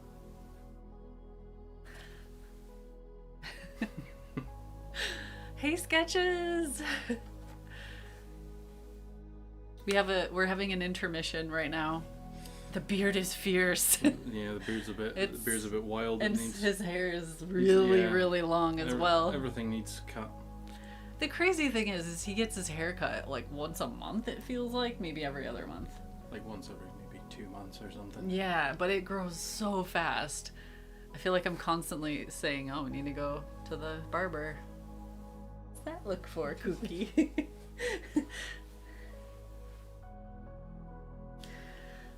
Where's the other son? Probably outside. In this conservatory. Oh, he wants ups. This is what his usual favorite place. Sorry, I'm making everyone dizzy. Oh god. I'm sorry. Let's go back to normal. Floki has to be the odd cat out. He's just very independent and likes his space. But honestly, since we've moved in here, he has been so much more cuddly and affectionate, and he actually seeks us out to cuddle all the time now. And he never used to do that. You'd have to chase him down to cuddle him. Or he would sleep on you, like, in the middle of the night. But yeah, that means he's not so much in my videos as much as Akira, because Akira's so needy. But yeah, Floki is very happy here. I'm gonna have to tell Wolfie to read your comments after this. So let's see. Yeah, I guess we'll just continue on. Someone said you're handsome. Thanks. Thanks. Here's Floki. It's Fluku. Oh, see, he's like, no. Look how beautiful you are. Yeah. It's okay. Yeah. What a good baby. He's done. Yeah, that's plenty. Yeah. Thanks for bringing him in. Yeah. He also deserves worship. Yeah. But yes, Well, enjoy the everyone rest of the said, stream. everyone's saying hi and thank you for wonderful support to Sarah the way you do, and you're handsome. Well, enjoy the rest of the stream, everyone.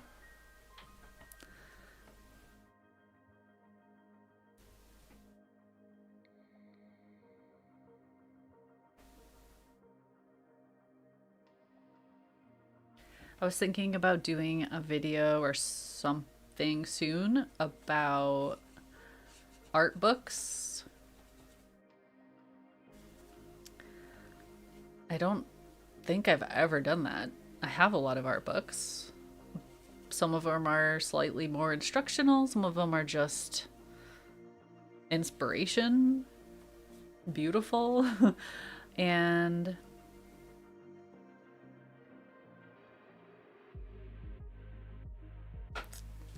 wow, lost my train of thought. There was a specific one I was just thinking of, and I thought, ooh, they would really like that. Do you guys like those kind of videos? I don't tend to watch them so much because I like, if I see an artist promote their book on social media or wherever in their newsletter and I'm into it, then I just get it. But I don't like specifically go seek out new art books. Partially because I have a lot that my shelf is already full. And I'm like, ooh, do I buy another bookshelf and then fill it? Probably, yes. So, yeah, I don't tend to watch them, but I've had a request for a few times over the years.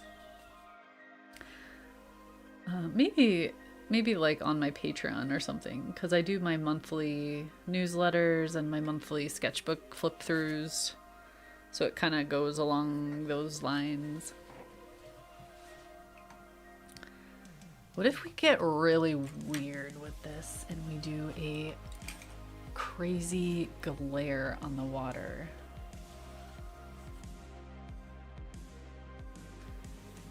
Let's just experiment with that feeling a little. It's not even done, but I'm thinking about it already. Oh, is this focused? Oh, it just looked really blurry for a second. I got scared. You would have told me it wasn't in focus this whole time, right? We'll do a little bit of that, and then we'll come back in with these shadows and stuff.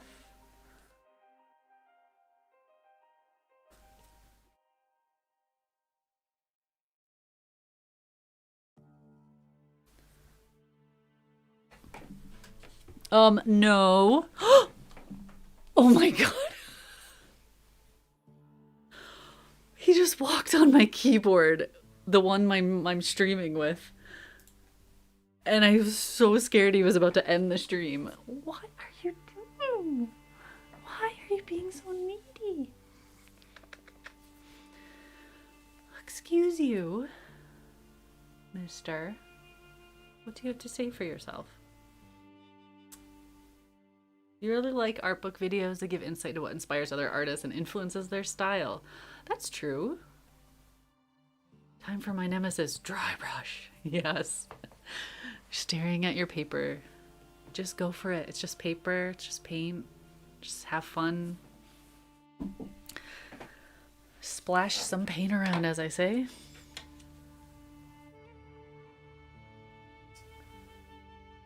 No, I won't add another color. I'll just steal a little from this. Just steal a little paint from this guy. Oh, I just got an idea. What if I use this crazy pink, orangey kind of thing as rim lighting?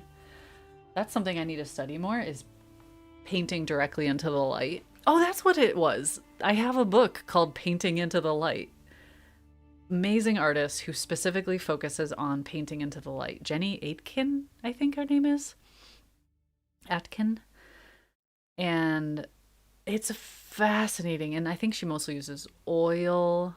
So it's definitely different strategies, but there's the ideas that they share in the book and the colors and things like that. It gets me thinking a little differently. And I realize I don't hardly ever do that, paint directly into bright light, partially because it hurts my eyes, but the effect is so cool. And I really love the idea of, well, I just want to learn that a little bit more. So it happens so often too when I'm out, especially on the lochs or just on the coast, the really intensely glittering light.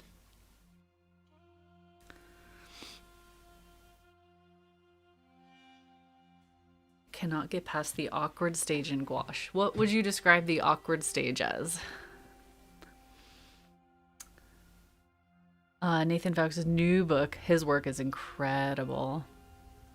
Beautiful, beautiful color theory as well. Very interesting. It makes me think differently. You talked about books back in the day on Twitch. Art books like Assassin's Creed one. Yes, I have quite a few of those. Art, so basically like an anime or a video game, or even, you know, movies like Lord of the Rings, fantasy inspired movies. They a lot of times have concept artists working on storyboarding and working on the movies themselves. Brave was another animated movie that had a beautiful art book, and of course inspired a lot by Scotland. So I had to get that. But they show sketches and color ideas and research and things like that. And I find it so fascinating and beautiful and inspiring. So I love art books like that. The Assassin's Creed games, and I know Heiko is going to fight me on this. Yes, they have issues, but they're so pretty. And the lighting is, and the concept art books for those are beautiful. There's so many good art books out there for video games. My most recent one was the very hard to find anniversary of Ghibli, Studio Ghibli. I can't remember the exact name of it, and everyone helped me in Discord find the specific one. But it is like this thick, and it is amazing and full of the background paintings and the landscapes and the detail paintings that they used. So it is so good, so inspiring. I'm getting caught up in all this. It's so fun to think about and to talk about it.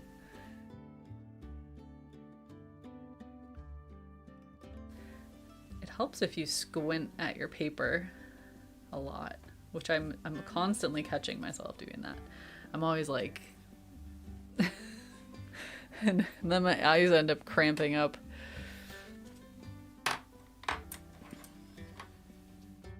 I have to say, I am feeling a little out of practice with this whole painting while I talk streaming thing, which is funny because like I do it for my Patreon tutorials, and just demos and tutorials I feel are different, but when I'm just chatting about stuff and then painting something, wow, that's hard. Forgot how hard it is. Because I keep going from thought to thought, and then I share it, and then I have to think about this, and then I think about that. But basically my plan is to just get some ideas down, because this is like the painting I'm focusing on right now. I'll be working on it probably every day this coming week. I'll probably do my next week's video will probably be about this exact painting, which would be kind of cool actually, because then I can talk about this stage, and I'm gonna look at this tomorrow and instantly see so many things I want to change, or what I love I can keep and put it into the next painting. So the fact that I'm like not really paying attention is going to be interesting because I'll look at it with fresh eyes tomorrow. I have never been to another plein air live convention. Like I said, I've been dying to go for years.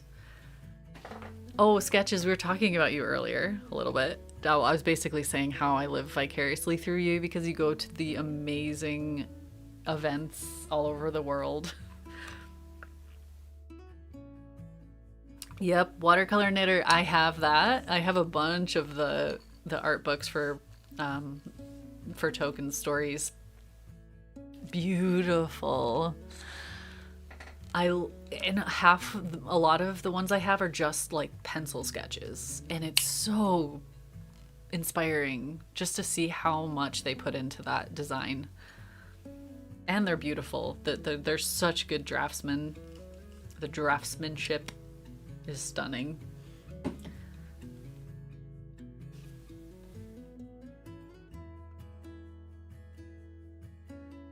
Ooh, I just got an idea. What if I do like really colorful and intense and the contrast lives here, but then down here I keep it more like low. Oh, that's high contrast.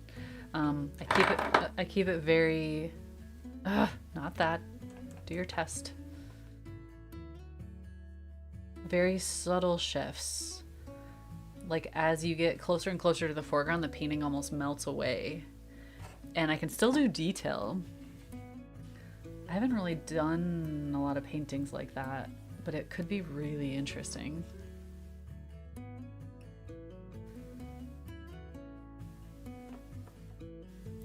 I'm feeling so experimental lately. I just don't... I think because for a while I was so... I don't know, stuck. I was feeling stagnant. I was feeling like I wasn't really growing. And one of my biggest drivers is learning and curiosity. So like if I'm not really stretching myself or trying anything different, I just get really bored and feel like it's pointless and I should just give up forever. And yes, I know that's really dramatic. So yeah, I was just feeling really like about painting for a while. But I kept doing it. This is an important lesson. Keep doing it, keep getting the brush mileage, keep practicing. And you're building those skills along the way. And then eventually, when you do get that aha moment or that moment of, oh, I really need to paint this, or you're super inspired all of a sudden, then you still have been doing all that legwork and technical practice that helps you in that moment. This is something I think about all the time. Like, people are like, oh, just paint when you're inspired. Well, for me personally, it's a little different because it's my job, but I do have to force myself to paint sometimes, even if I'm not inspired. I'm like, just do a study, just do like a lighting study or a whatever, copy this one photo, just do something. And then weeks can go by doing that and I'll suddenly get the idea, and I'm so glad I kept painting. Because I've also done it the other way where I don't paint at all for a while, and then when I'm finally ready to, I feel so rusty and I hate that. So I guess this is just advice for people like me. If you need a break, you need a break. Listen to your heart. Okay, we're gonna let that dry a little and we're gonna jump up to the top. And I'm gonna use a different strategy up here. I'm gonna be very monochrome for now. And then I'm gonna touch in little hints of color. So I'll just, let's just work a little wet. Change it up a little.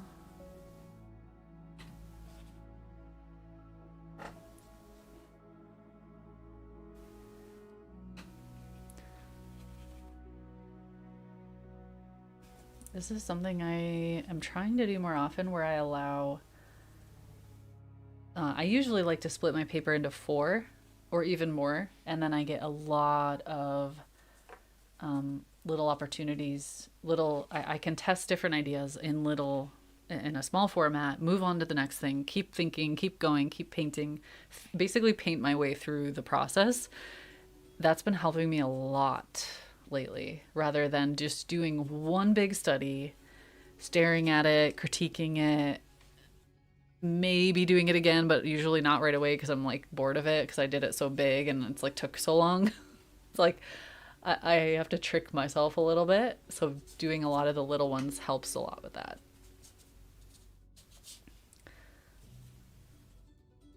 So I think I like this kind of zigzaggy river idea. I'm sort of sticking with that.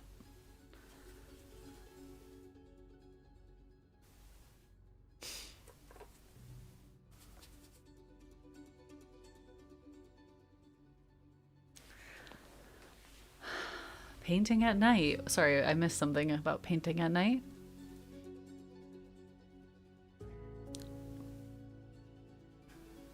Nocturne painting. Oh, you did it at Pace in Santa Fe. Amazing.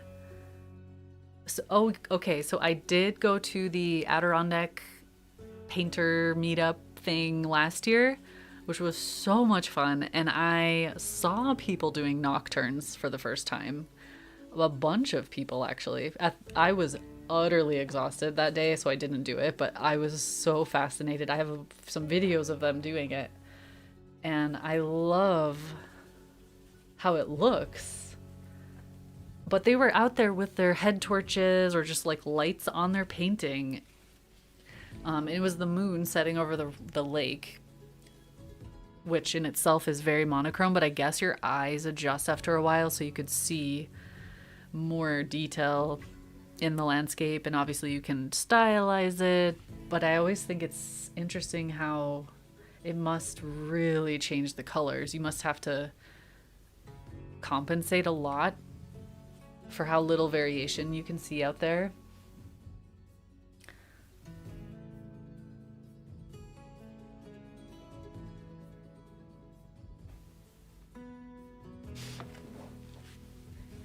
I can't wait for the retreat in Santa Fe. Me too. Oh my gosh. Oh my gosh. All I have to try not to think about it constantly. I try to live in the moment, but I also get all excited for these things, and my mind wanders and I just picture what it's going to be like, and obviously I think about supplies, what I'm going to bring.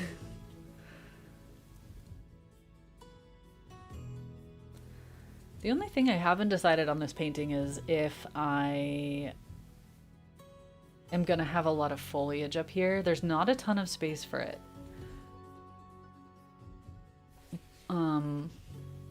Maybe it just needs to be a little darker up there. Very abstract, but darker. Or maybe I need more room up there. Maybe just like a tiny bit down. I did a square format sketch over here, and I kind of like that because I did have a little more space up there, but then I squished it, and these are even more squished, I think. So, yeah. But I was trying to focus more on the rocks, the river, the effect of the light, and not necessarily like the... I mean, I do want to focus on the tree and have detail in the tree, but... yeah, I don't know. We'll see. Things to think about. Nope. Yeah, headlamp helps a lot. I got a headlamp for when I do night photography and aurora photography, and it's a LED strip like this. It goes across my forehead instead of a spotlight, and I really like it because it gives me more ambient light around, not just like in the spot I'm looking or pointing. And it is insanely bright though, so I don't think I could use that to paint outside because it would light up too much around me and I wouldn't be able to focus on the actual colors I'm seeing at night. It would just be like a big spotlight effect almost. I don't know. Maybe it would work. I don't know how they do that. Do they just turn their light down a lot just to see their painting? Like low setting, maybe?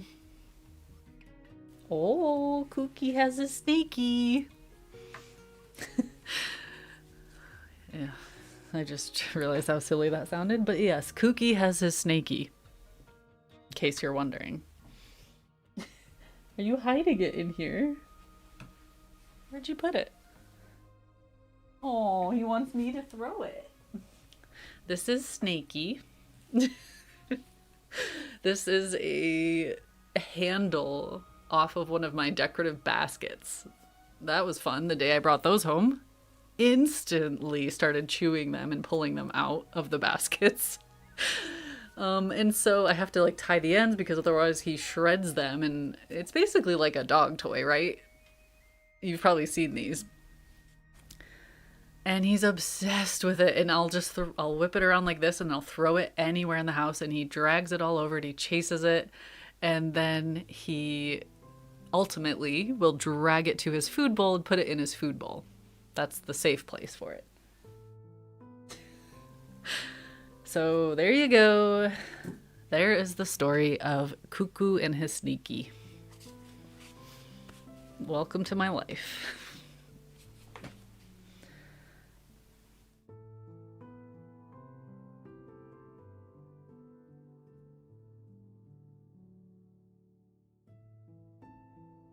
This is kind of an interesting experience again, where I'm doing two paintings at once, sort of paying attention, but also kind of not. And once in a while I look at it and I get an idea.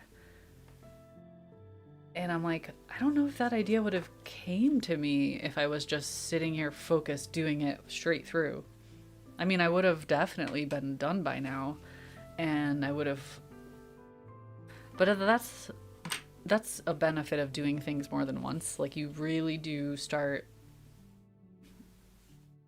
exploring concepts you may have missed otherwise. I need like a, no, I just need dry brush, basically.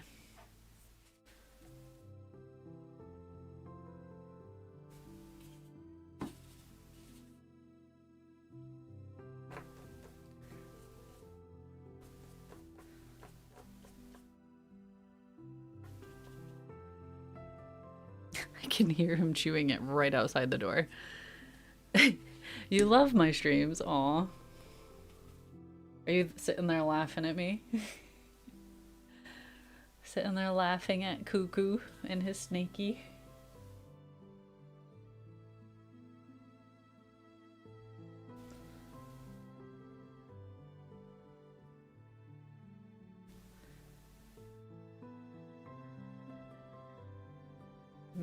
Maybe that will work. We'll see. We'll see how it dries.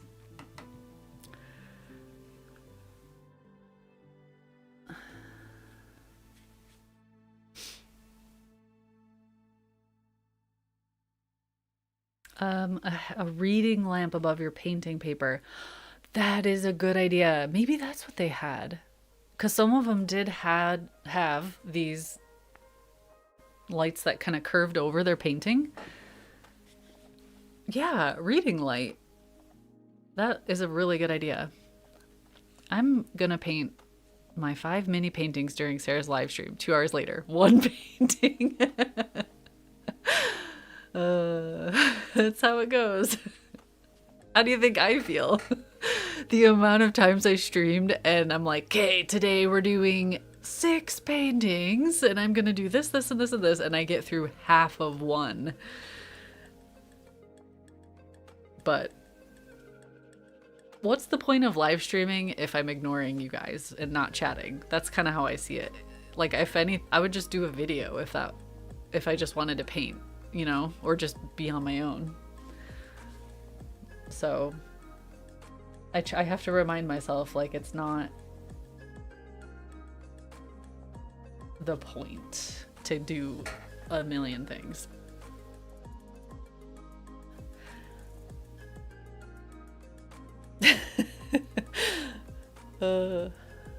Snaky is the reason I have so many subscribers. And the thing is, he has like 8 snakies scattered throughout the house. I'm pretty sure he has a hiding spot somewhere for his bollies and snakies. And they'll show up randomly months later. Like, something I thought he lost will just show up one night. Like, how did you hide that from me for so long? 2 small reading lights clipped to the top of your easel over the painting surface. Yeah. It's a good idea.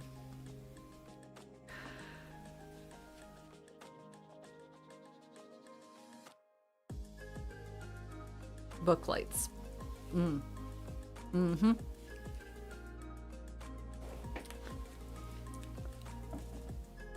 Okay.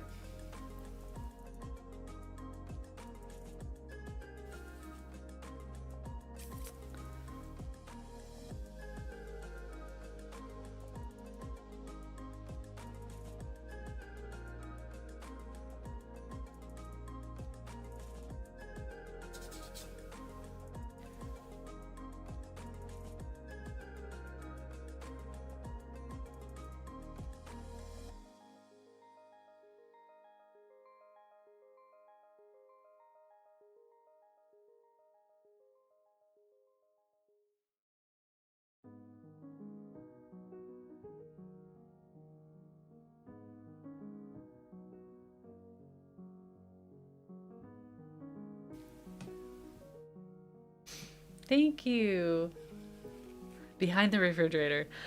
I've checked everywhere I can think. Under the bed, under any furniture, refrigerator, under even the kick plate in the kitchen, which isn't officially attached yet. Like anywhere. So yeah, he's got a spot somewhere. Well, actually, one year I did find several of his bollies behind the sideboard. Don't know how they got back there. It's like he literally brought it to the side of it and put it behind and like shoved it in there with his paw. So when we moved, I found a bunch of those. It's just so funny how they have their little quirks and their little habits, I guess.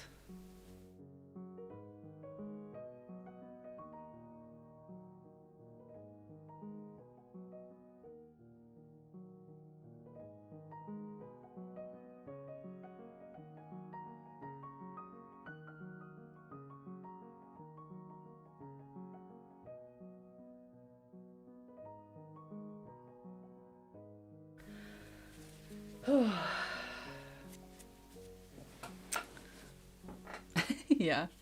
Kitty Narnia.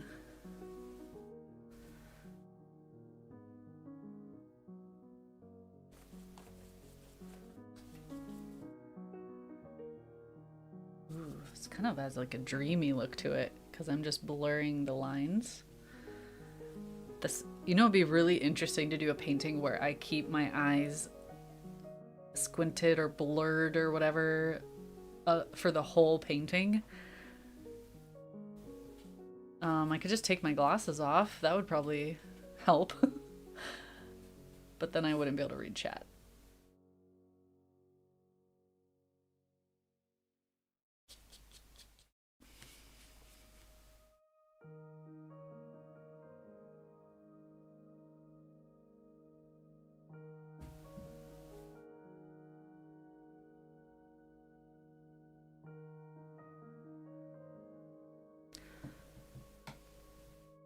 Hydration break. Yes, good idea. Usually my throat gets really sore after a while. We've been streaming for 2 hours. It's actually gone quite fast. I mean, that Aww, I just ruined that. No, I didn't ruin it, but like... Actually, maybe it was a happy accident. I jumped the gun a little and added a lot of light there, but maybe I want that there now.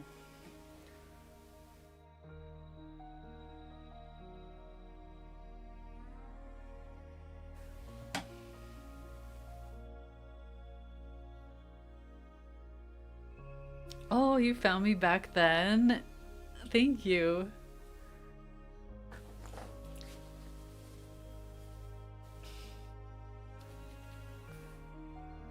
You would look over your readers. Yeah, like over your glasses. I mean, my vision isn't... My glasses aren't crazy strong. It's more for to see far away. So I'm okay up close. But like if I was back here and I took them off, that's quite blurry. So I could like paint like this from far away with my glasses off. That could be kind of interesting.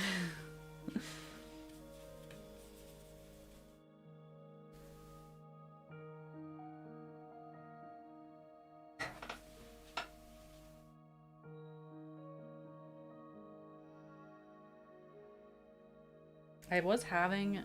maybe I just need this to be the river and not little rocks there.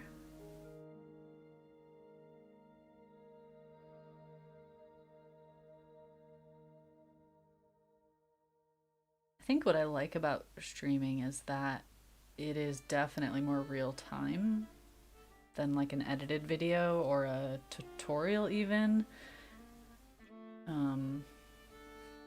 Okay, it's more real time in terms of my workflow of how I work through an idea, I guess I should say. Like sometimes in a live stream I will just paint a thing right through, but then this is definitely more the absolute beginning stages of a painting that I've barely visualized yet. So I'm like working through those problems in my head as I go. And this is very real time. Like I'm considering a lot and stopping a lot and trying things and changing things, and there will be more versions of this, like I said, but it's interesting how the live stream even slows it down more.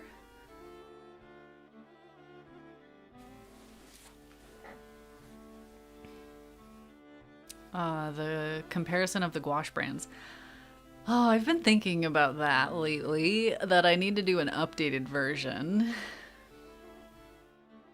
I convinced you not to buy Himi with hard data. Yeah, I have more gouache now. I have tried more. I've learned more. So I've been thinking about making another version of that. I wouldn't want to do the exact same format, but something similar. And I also need to update my light fast tests. So, but those videos are so hard to make. They're so tedious. They take so long. It hasn't been the greatest summer for doing like multiple long format videos over, because if I'm gonna make that video, I have to work on it for a few weeks. So I usually do that in the background of other things, like a weekly video. Anyway, it hasn't been the summer for that. So maybe this winter would be good, because I'm not going to be doing as much gardening or DIY stuff. Well, I say that now, but who knows?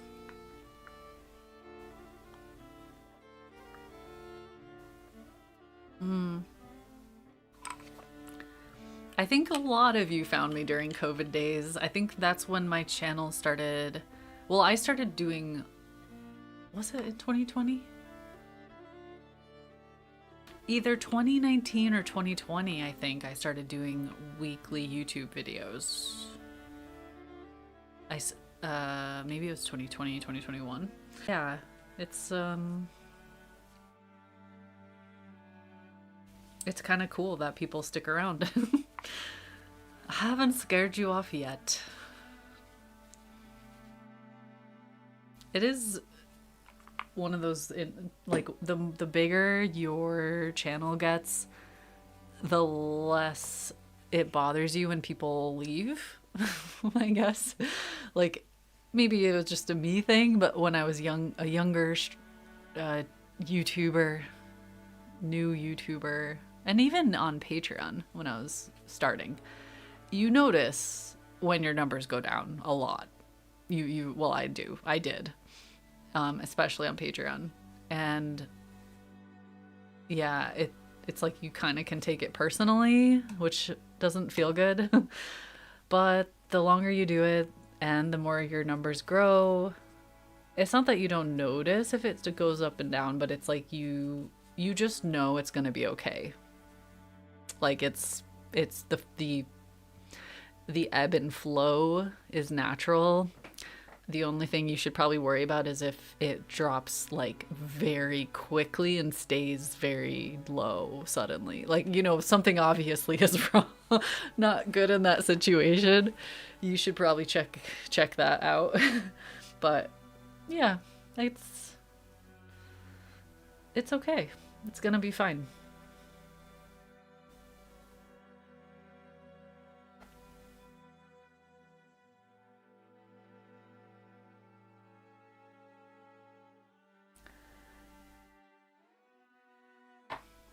Did I finish that thought? Who knows? Moving on.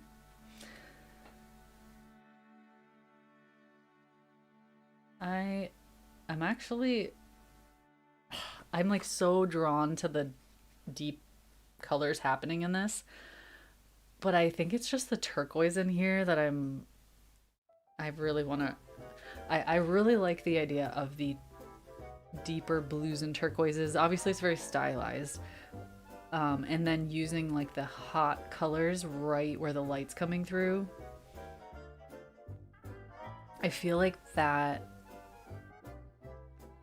and then like a warm yellow. Like the dappled light falling through the tree. That could be interesting. Keep going back and forth about which one I'm more drawn to, obviously. And what is this, like ragtime kind of jazz? Oh no, it's not. I can barely hear my music, so I'm getting like pieces of it and I'm like, what am I listening to? I'm not getting rid of you no matter how hard you try. I would never dream of it.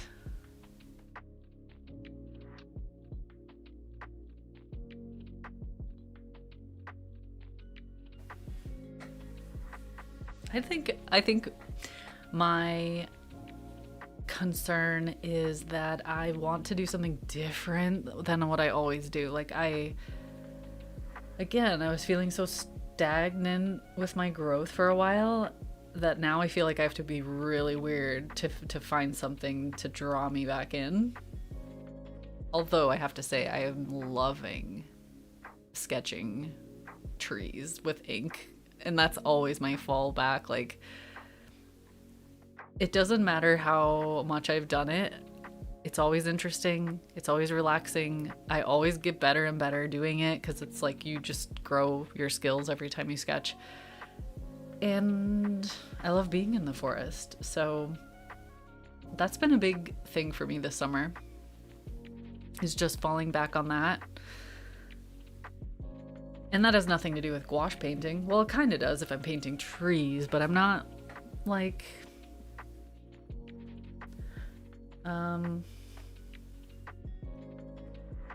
yeah, I've lost that train of thought.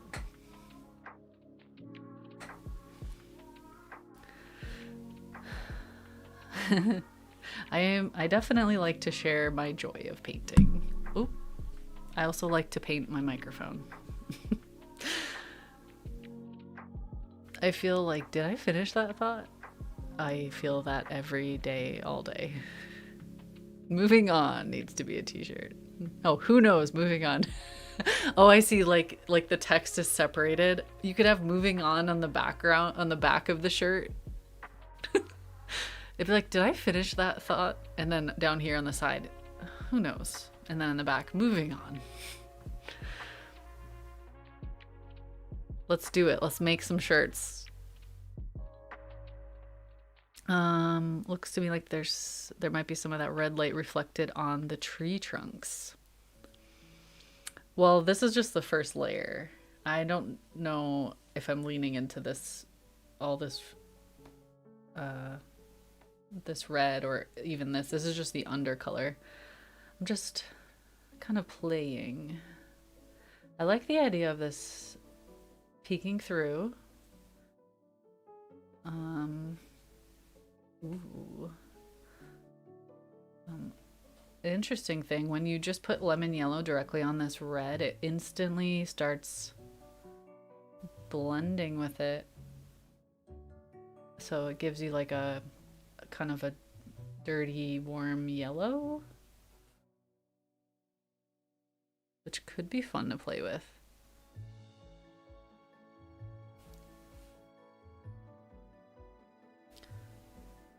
Some dripping moss could be good. Ooh, who doesn't love moss dripping off of a tree?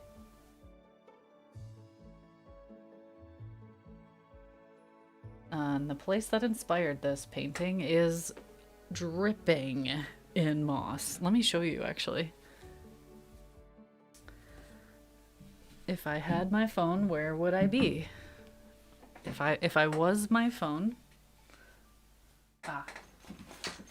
There you are.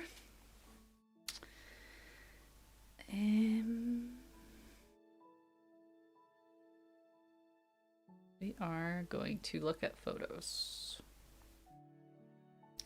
So this is the forest. Oh, where's my... Is it gonna focus?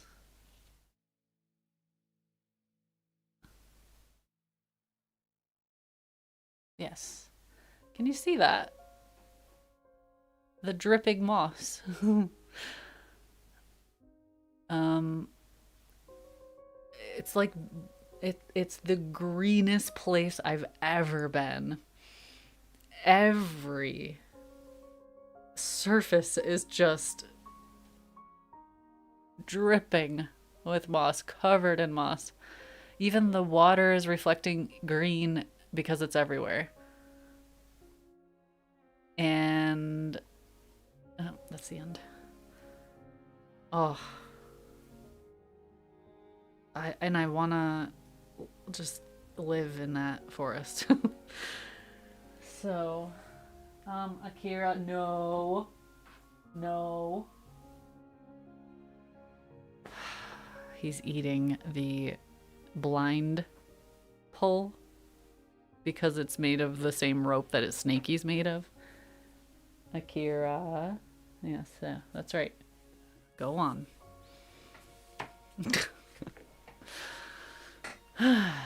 No, this is down the road from me actually. It's in the lots of the forests around here are like this, but this one especially is incredible.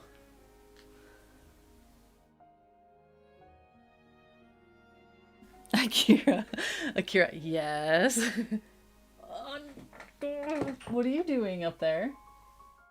I've literally never seen you up there. Oh god. One moment. Akira, no. Now you're just attention seeking. Now you're just attention seeking. So I will give you attention. Yes. Yes. You asked for it.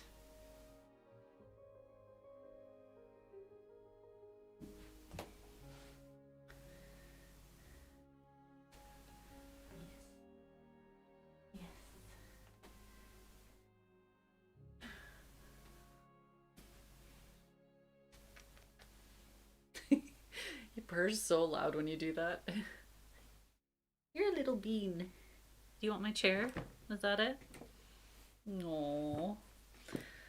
I think he just wanted the chair. I can stand and paint. And you can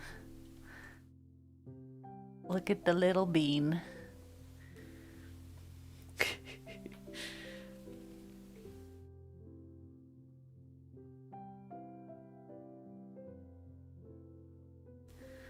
You almost lost your voice doing a 5 to 6 hour live stream. Oh my gosh.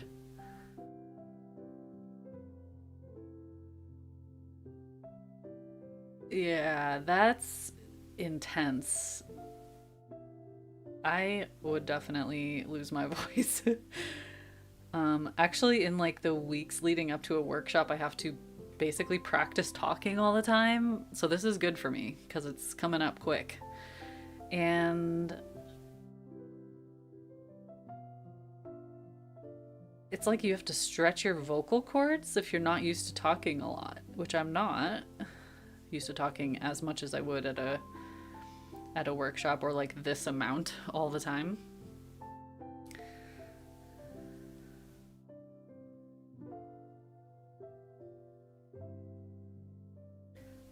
Okay, I kind of lost that initial idea I had over here where I was gonna do very like low contrast stuff.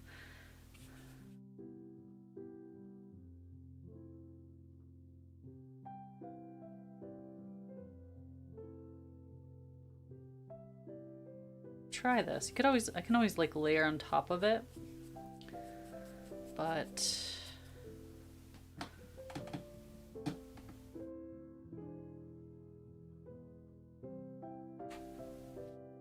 actually it helps to stand back and look at it from a distance. What you doing? Would you like a little ride? Whee! Just one, so you don't get sick.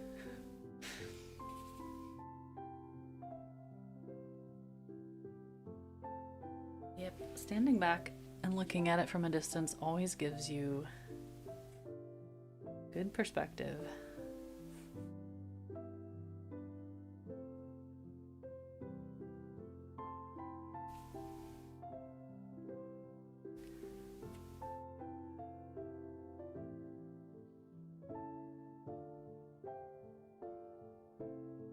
these paintings will probably not leave the chaos stage before the end of the stream, but like I said, I want to continue this on for my next video.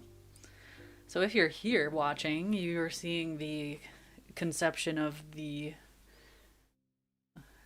This is probably the... I don't even know if I've ever shown this stage in a video. I mean, I probably have at one point, but I'll have to recap it in the video and then move on to the next phase. Are you literally just sleeping there? Okay. Well, sorry, but yes. Oh no. Okay. Yes, little boy. We're just gonna paint.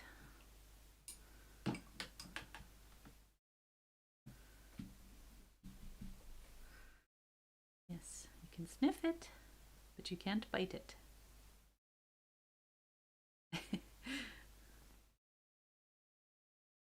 And you'll distract me.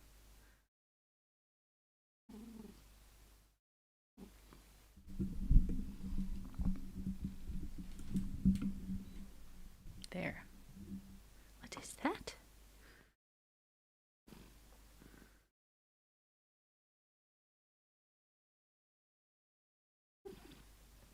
I used to do quite long streams on Twitch. There were times I even did like 8 to 12 hours. Literally an entire day.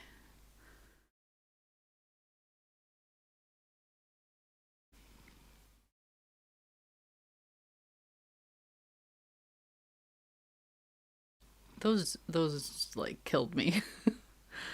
I think that's when a lot of my physical problems started. You like seeing this phase? Yeah. It's...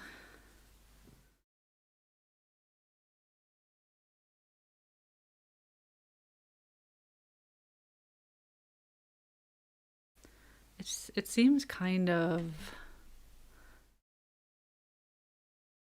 Yes. I'm talking. I'll have to paint with my left hand. What, are you gonna sleep or are you gonna go? Does he want it?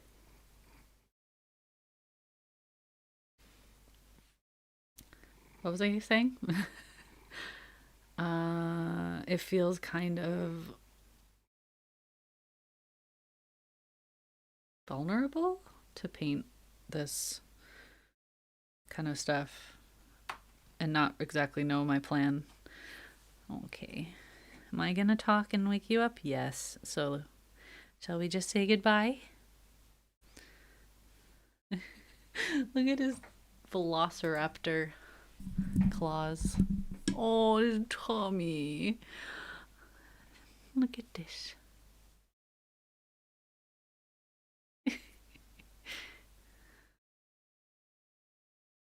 He holds on.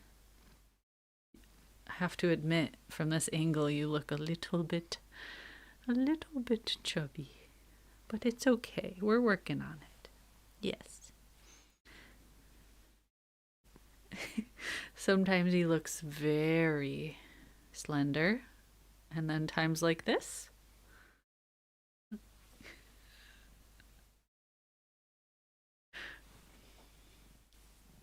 All the beans in one spot, please. And say goodbye. Okay. Get your taily.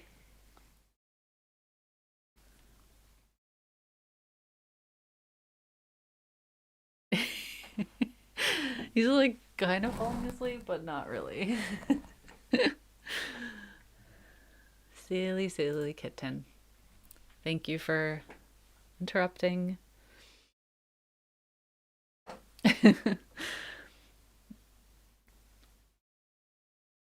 The brightness in the top red pick is dulled down when dry. Yeah, it does have quite a shift, which is why it's good to take your time and kind of see how things go and adjust as needed. Oh, I don't have a cat sling, but I have a cat sweatshirt with a pouch like a kangaroo.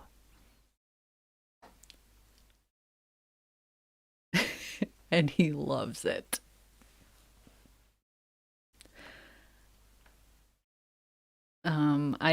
I definitely lost the plot on the colors on this one. So I think I'll stop this one for now. I need more brain power to think about that tomorrow. So let's think about this one a little bit. I think I'm trying too many things in this one because I keep getting ideas. And this is why it's so good to do the small studies. In my last video, or last two videos, I talked about this waterfall scene. So these little guys. So I did the 4 mini waterfalls, right? There we go. And then we did it bigger. And then I did it bigger again. And every single time, there's so many ideas that pop up. But it's like narrowing it down through the painting process is kind of the only way sometimes. My only way through it, at least. So like this, I would have benefited to do my color studies smaller, I think, maybe for even like 6 or 8 on one page. Big brushstrokes, no detail. And then find a color scheme that I really like, take that to the next level, a little bit bigger, work in a little more detail, a little more variation, and like keep going from there. To me, that it leads to the most success. So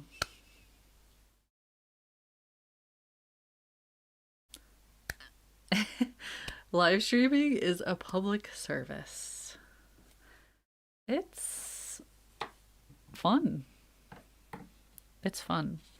It's one of the few ways that I can connect with you all.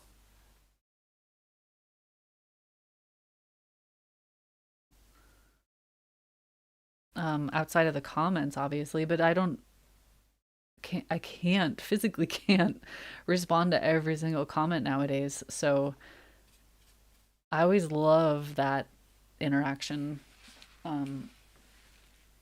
with streaming, the instant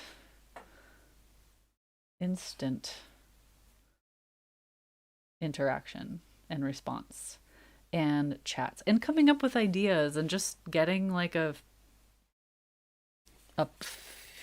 feeling the pulse of the audience, you know? That sounds weird. Thank you so much. The Heather Hills. The Heather. This is what we did on Patreon this past month. So these were a couple of my studies, just of the Scottish Heather. And then we did this scene for the live paint along. So I think this one was like my warm up, my initial idea to get colors. And then this is what we did live together. And that's a real place. It's a real place in Scotland. All of these are real places. And it is magical. And actually right now, in this moment, it's almost like peak Heather in a lot of places. So I have been dying for a sunny day. We haven't had many of those lately, but I am waiting. I have my camera, all my batteries charged, my drone charged. Everything's ready at the door because I want to go out at sunset and I want to capture it, photograph it and film it at sunset and during blue hour, because the one thing I found is that the sun really takes away the color when it's overhead. Sometimes, depending on the day, obviously. Like it can really wash out the color and it can look gray, even like brown and gray, and you lose a lot of that beautiful purple and pink. So the light has to be kind of lower in the sky. And then what is really cool in at blue hour, so after the sun goes below the horizon, it's kind of that ambient light in the sky. It really brings out the deeper blues and purples of the heather, and it makes it's literally like looking at a painting in real life. So, and I have still never filmed it then. So I need to do that. That's like my goal this year. And I have a few spots picked out already. So I am just waiting. It's really, it's exciting. And of course, like once I capture it on film, I'll somehow share it, but I want to use that as references in the future. But also I want to paint it in person. So once that's checked off the list, I'll just go out whenever it's decent weather, and I'll just paint till the heather is gone.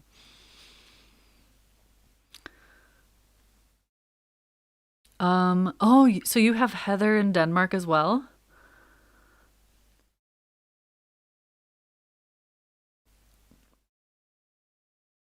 Okay, Luthien, have a good day. Thanks for being here. No idea you did this before each painting. I mean, I don't do tons of these every time I paint. Sometimes I just sit down and paint and I like the result and I'm like, cool, that's it. But when I have an idea in my head that's been brewing for a while, this is the kind of stuff I do before. Sometimes a couple times, sometimes many, many, many times. And sometimes I'll even do it. And a year later, I'll pick those paintings out of the shelf and I'll do it again with my new skills and my new ideas. And it will be so much better, obviously. And it's like, of course, you're always improving.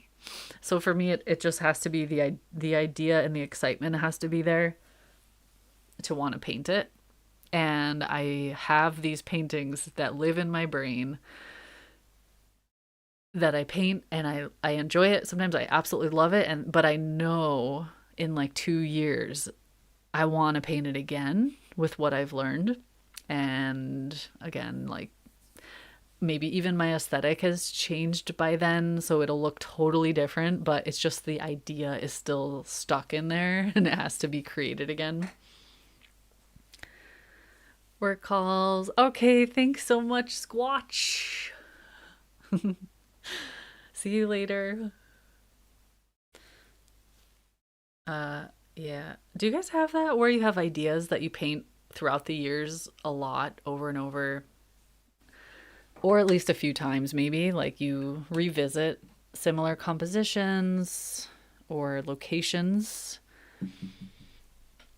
I know that I'm obviously not the only one who does that. It's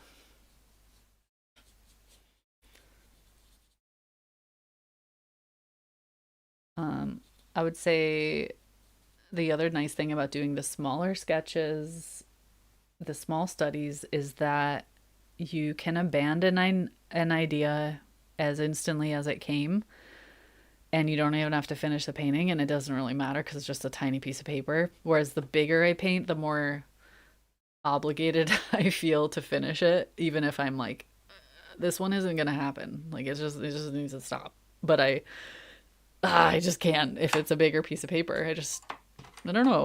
That's a weird thing, I guess. It's like I know there's a benefit to finishing it and working through ideas, and you can't have all the answers right away. So sometimes you just have to take time and do it. And the other side is like if you're an oil painter, you are used to paintings taking a long time, like weeks or months even. So this concept of like sitting down and doing a painting in one session is so not like that's a different thing. And I used to do some oil painting, so I've had both approaches, and I've experienced both processes, and I think they bleed into each other. Like when I definitely want to get back into oil at some point, but I have to set up a space probably in the conservatory because the fumes just really get to me. So I can't do it in here. And acrylic as well. I have lots of fluid acrylics that I love playing with, like big drippy canvases. But yeah, I need to be out there. Where was I going with this idea?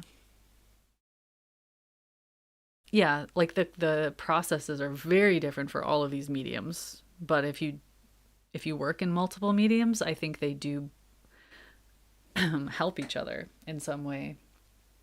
And the other day, someone asked about digital painting, which I've done plenty of that, and that is a very interesting experience compared to physical paint, because when you layer digital paint, which sounds so weird, I know, because it's pixels, but you have like layers in the program, so you can do like transparency and blending and all of those things. It's just a different strategy. It just behaves so differently than gouache that you're physically pushing around a piece of paper with water.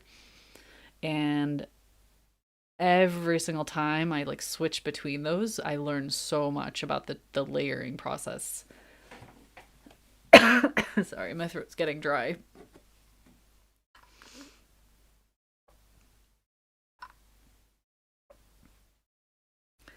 Right outside your front door is your favorite place to paint? Awesome.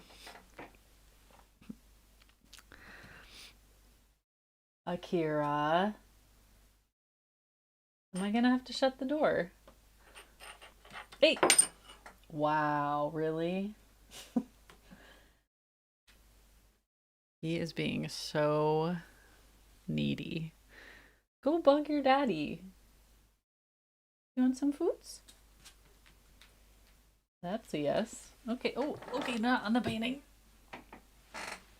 Why don't you go bug daddy? Go jump on his head. Have you tried water mixable oils? Yes, but they still smell. I know it's faint. It's not as bad, but I even acrylics are too much for me.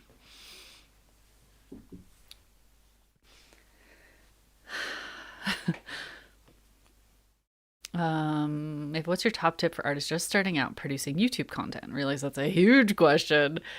Yeah. Oh man, there's so many sides of this to explore as well.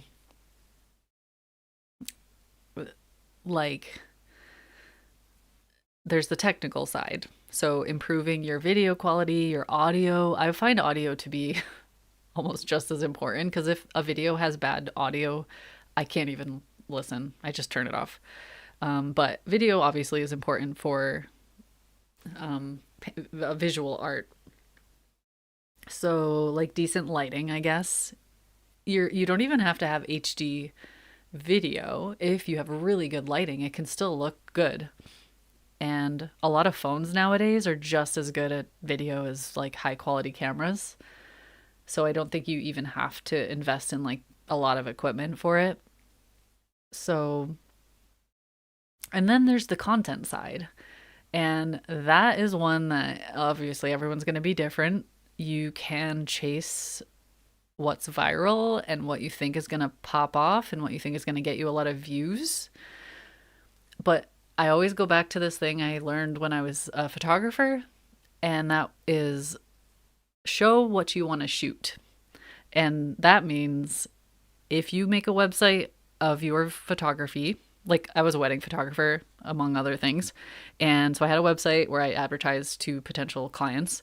And if I put a wedding on there of a church wedding inside a church and they had their reception at the common hall, or I don't even know what the words, what they called, and took their photos outside by the parking lot, then that's the clients I would attract. If I did a wedding where it was up in the mountains with two people, just an elopement, and they made their own flower bouquet and wore a flower crown and brought their own little picnic, and it was sunset, and I could control all the situation. Like, I could kind of you know, anyway, I'm not going to go on and on about this, but I'm just saying that if I put that on my website, I would get those clients. And that's what I wanted to shoot. So I started doing that. And I only had one. I only had one elopement in the beautiful Colorado mountains.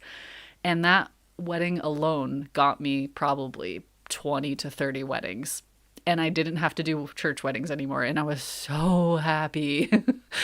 And it's just like YouTube. But to do that, it was a slow process. It took years to get those clients and to build up my portfolio. I had tons of church weddings I could have showed on my website just to show that I did a lot of weddings, but I did not want to shoot them anymore. So that's a big lesson. And it applies to YouTube as well. And maybe even more so because there's the whole virality thing on YouTube where if you make something to go viral and it goes viral, it's showing it to a lot of people, but they might not be the right people that end up sticking around. And this happened to me on my other YouTube channel, my Scotland channel, where I did like a photography related video where I was showing my gear and talking about how I switched to Fuji from Canon and all this other stuff. And it went viral technically, tens of thousands of views where I usually have like 1,000 or like way less. And people were constantly arguing in the comments about what kind of video, what kind of camera is best, Fuji or Canon or Sony or whatever. What lens is the best lens? And I can't believe you did this, so you should do this. And I got a ton of new subscribers from that. And I posted another video that was like about my life in Scotland and like people were like in the comments it was all about the gear. So it was those people that video had attracted were there, and then I lost a ton of subscribers right after that because I obviously wasn't posting gear videos that they expected. And it was just this moment of yes, you can technically post whatever you want, but you have to think about what that audience is what it's gonna attract. Do you want those people? And to me, it took a long time. It took a lot of years to obviously get to 100K to where I am now, but the people in my comments and the people here today is a perfect example. The people who come to my Patreon, the people who come to my Discord, they're awesome. Like they're so friendly and wonderful and welcoming, and they love art and they love painting and they're trying to learn, and it's obviously like my right audience. And I would much rather have a video that has like 500 views of 500 people that love gouache than 10 million views of people who like literally will leave tomorrow. So that is a huge lesson, and it does require a lot of patience. And I know you've probably heard this before, but it's the slow burn. And I think you should focus more on creating evergreen content, the content that lives on and it slowly gathers views over the years and doesn't age because it's not about a fad or a thing that you quickly lose interest in. Those are the types of videos that, like, my popular videos now are the ones that are like 3 or 4 years old because they okay, no, don't. He was standing up and trying to get the wool. You are clearly desperate for attention, and Daddy's gonna be in trouble after this because he should be watching you. What is this little face? Anyway, I hope that made sense and that was helpful. Just know that it takes time. It's a slow burn.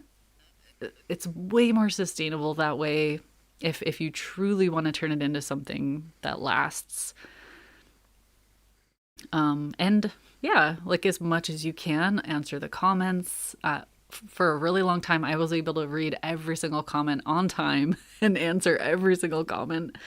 And it has kind of gotten out of my control now. Like it's a bit too much to do that now, but I still read as much as I possibly can. And there's a feature where you can heart a comment so someone knows I actually read it.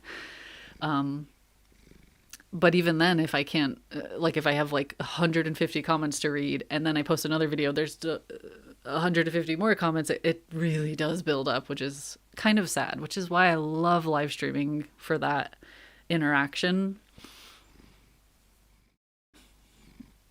So, yeah, I am realizing I've nearly been streaming for 3 hours and I'm kind of brain dead now. So I should probably stop.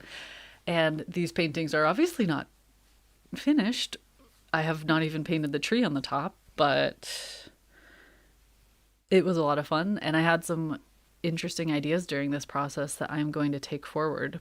So for my next video, you will probably see the next iteration of this, which is kind of cool. There's a lot to think about and a lot to work on with these. And if you're watching from the future, hello. Thanks for coming over and watching a live stream, a replay, I guess I should say. And thank you all for being here. And I think little Cuckoo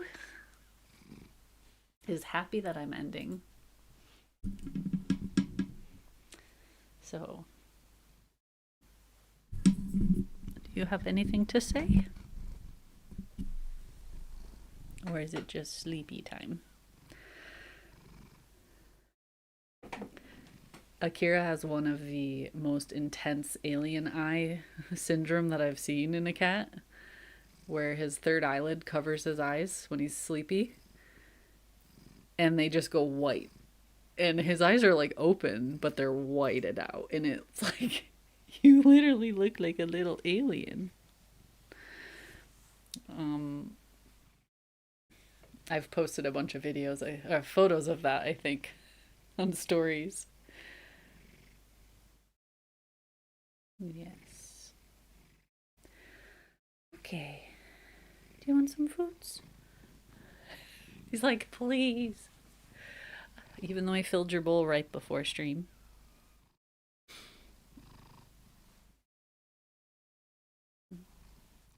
Paint with me in Scotland. Yay! I'm so excited for that. Clearly I'm tired. I'm just like zoning out. And I should be ending the stream. He would really make me forget I'm streaming.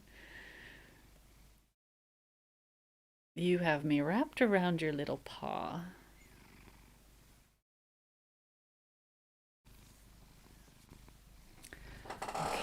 Okay, let's sit up like an adult. Ooh. And say goodbye.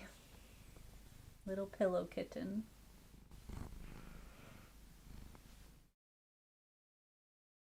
Zombie dog. Dogs do that too. Aww. I remember holding him up during a live stream when we first got him, I think, and he was teeny tiny, and now look. He's a big loaf.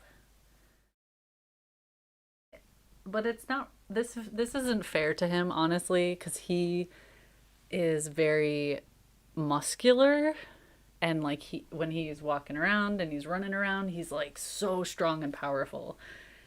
And right now he's just a little blob in my arms, so it looks a little more chunky. But he's not so much. And he does have a very large primordial pouch, which makes him look chunkier than he actually is. Okay. Yes, let's end it now. And oh, I just love how the palette looks. It's so pretty. Okay, bye. Okay, let's end it now. I'm gonna have to, I think I'll just tidy up tomorrow, but I will close this. So Thank you all for hanging out with me. The unscripted side of YouTube. Less graceful. Oh. Floki doesn't really do it. I don't think I've ever seen him be a zombie. But Akira, it's constant. It was fun, yeah. I hope you all enjoyed it and had some good sketching or painting time yourself. And I will hopefully be back next weekend. Yeah. I'm sorry, I was just trying to remember what's happening this week. Yeah, I should be back next weekend with a video. I think we have visitors next weekend, but I'll do the video before then and it'll post Saturday probably. So, yeah.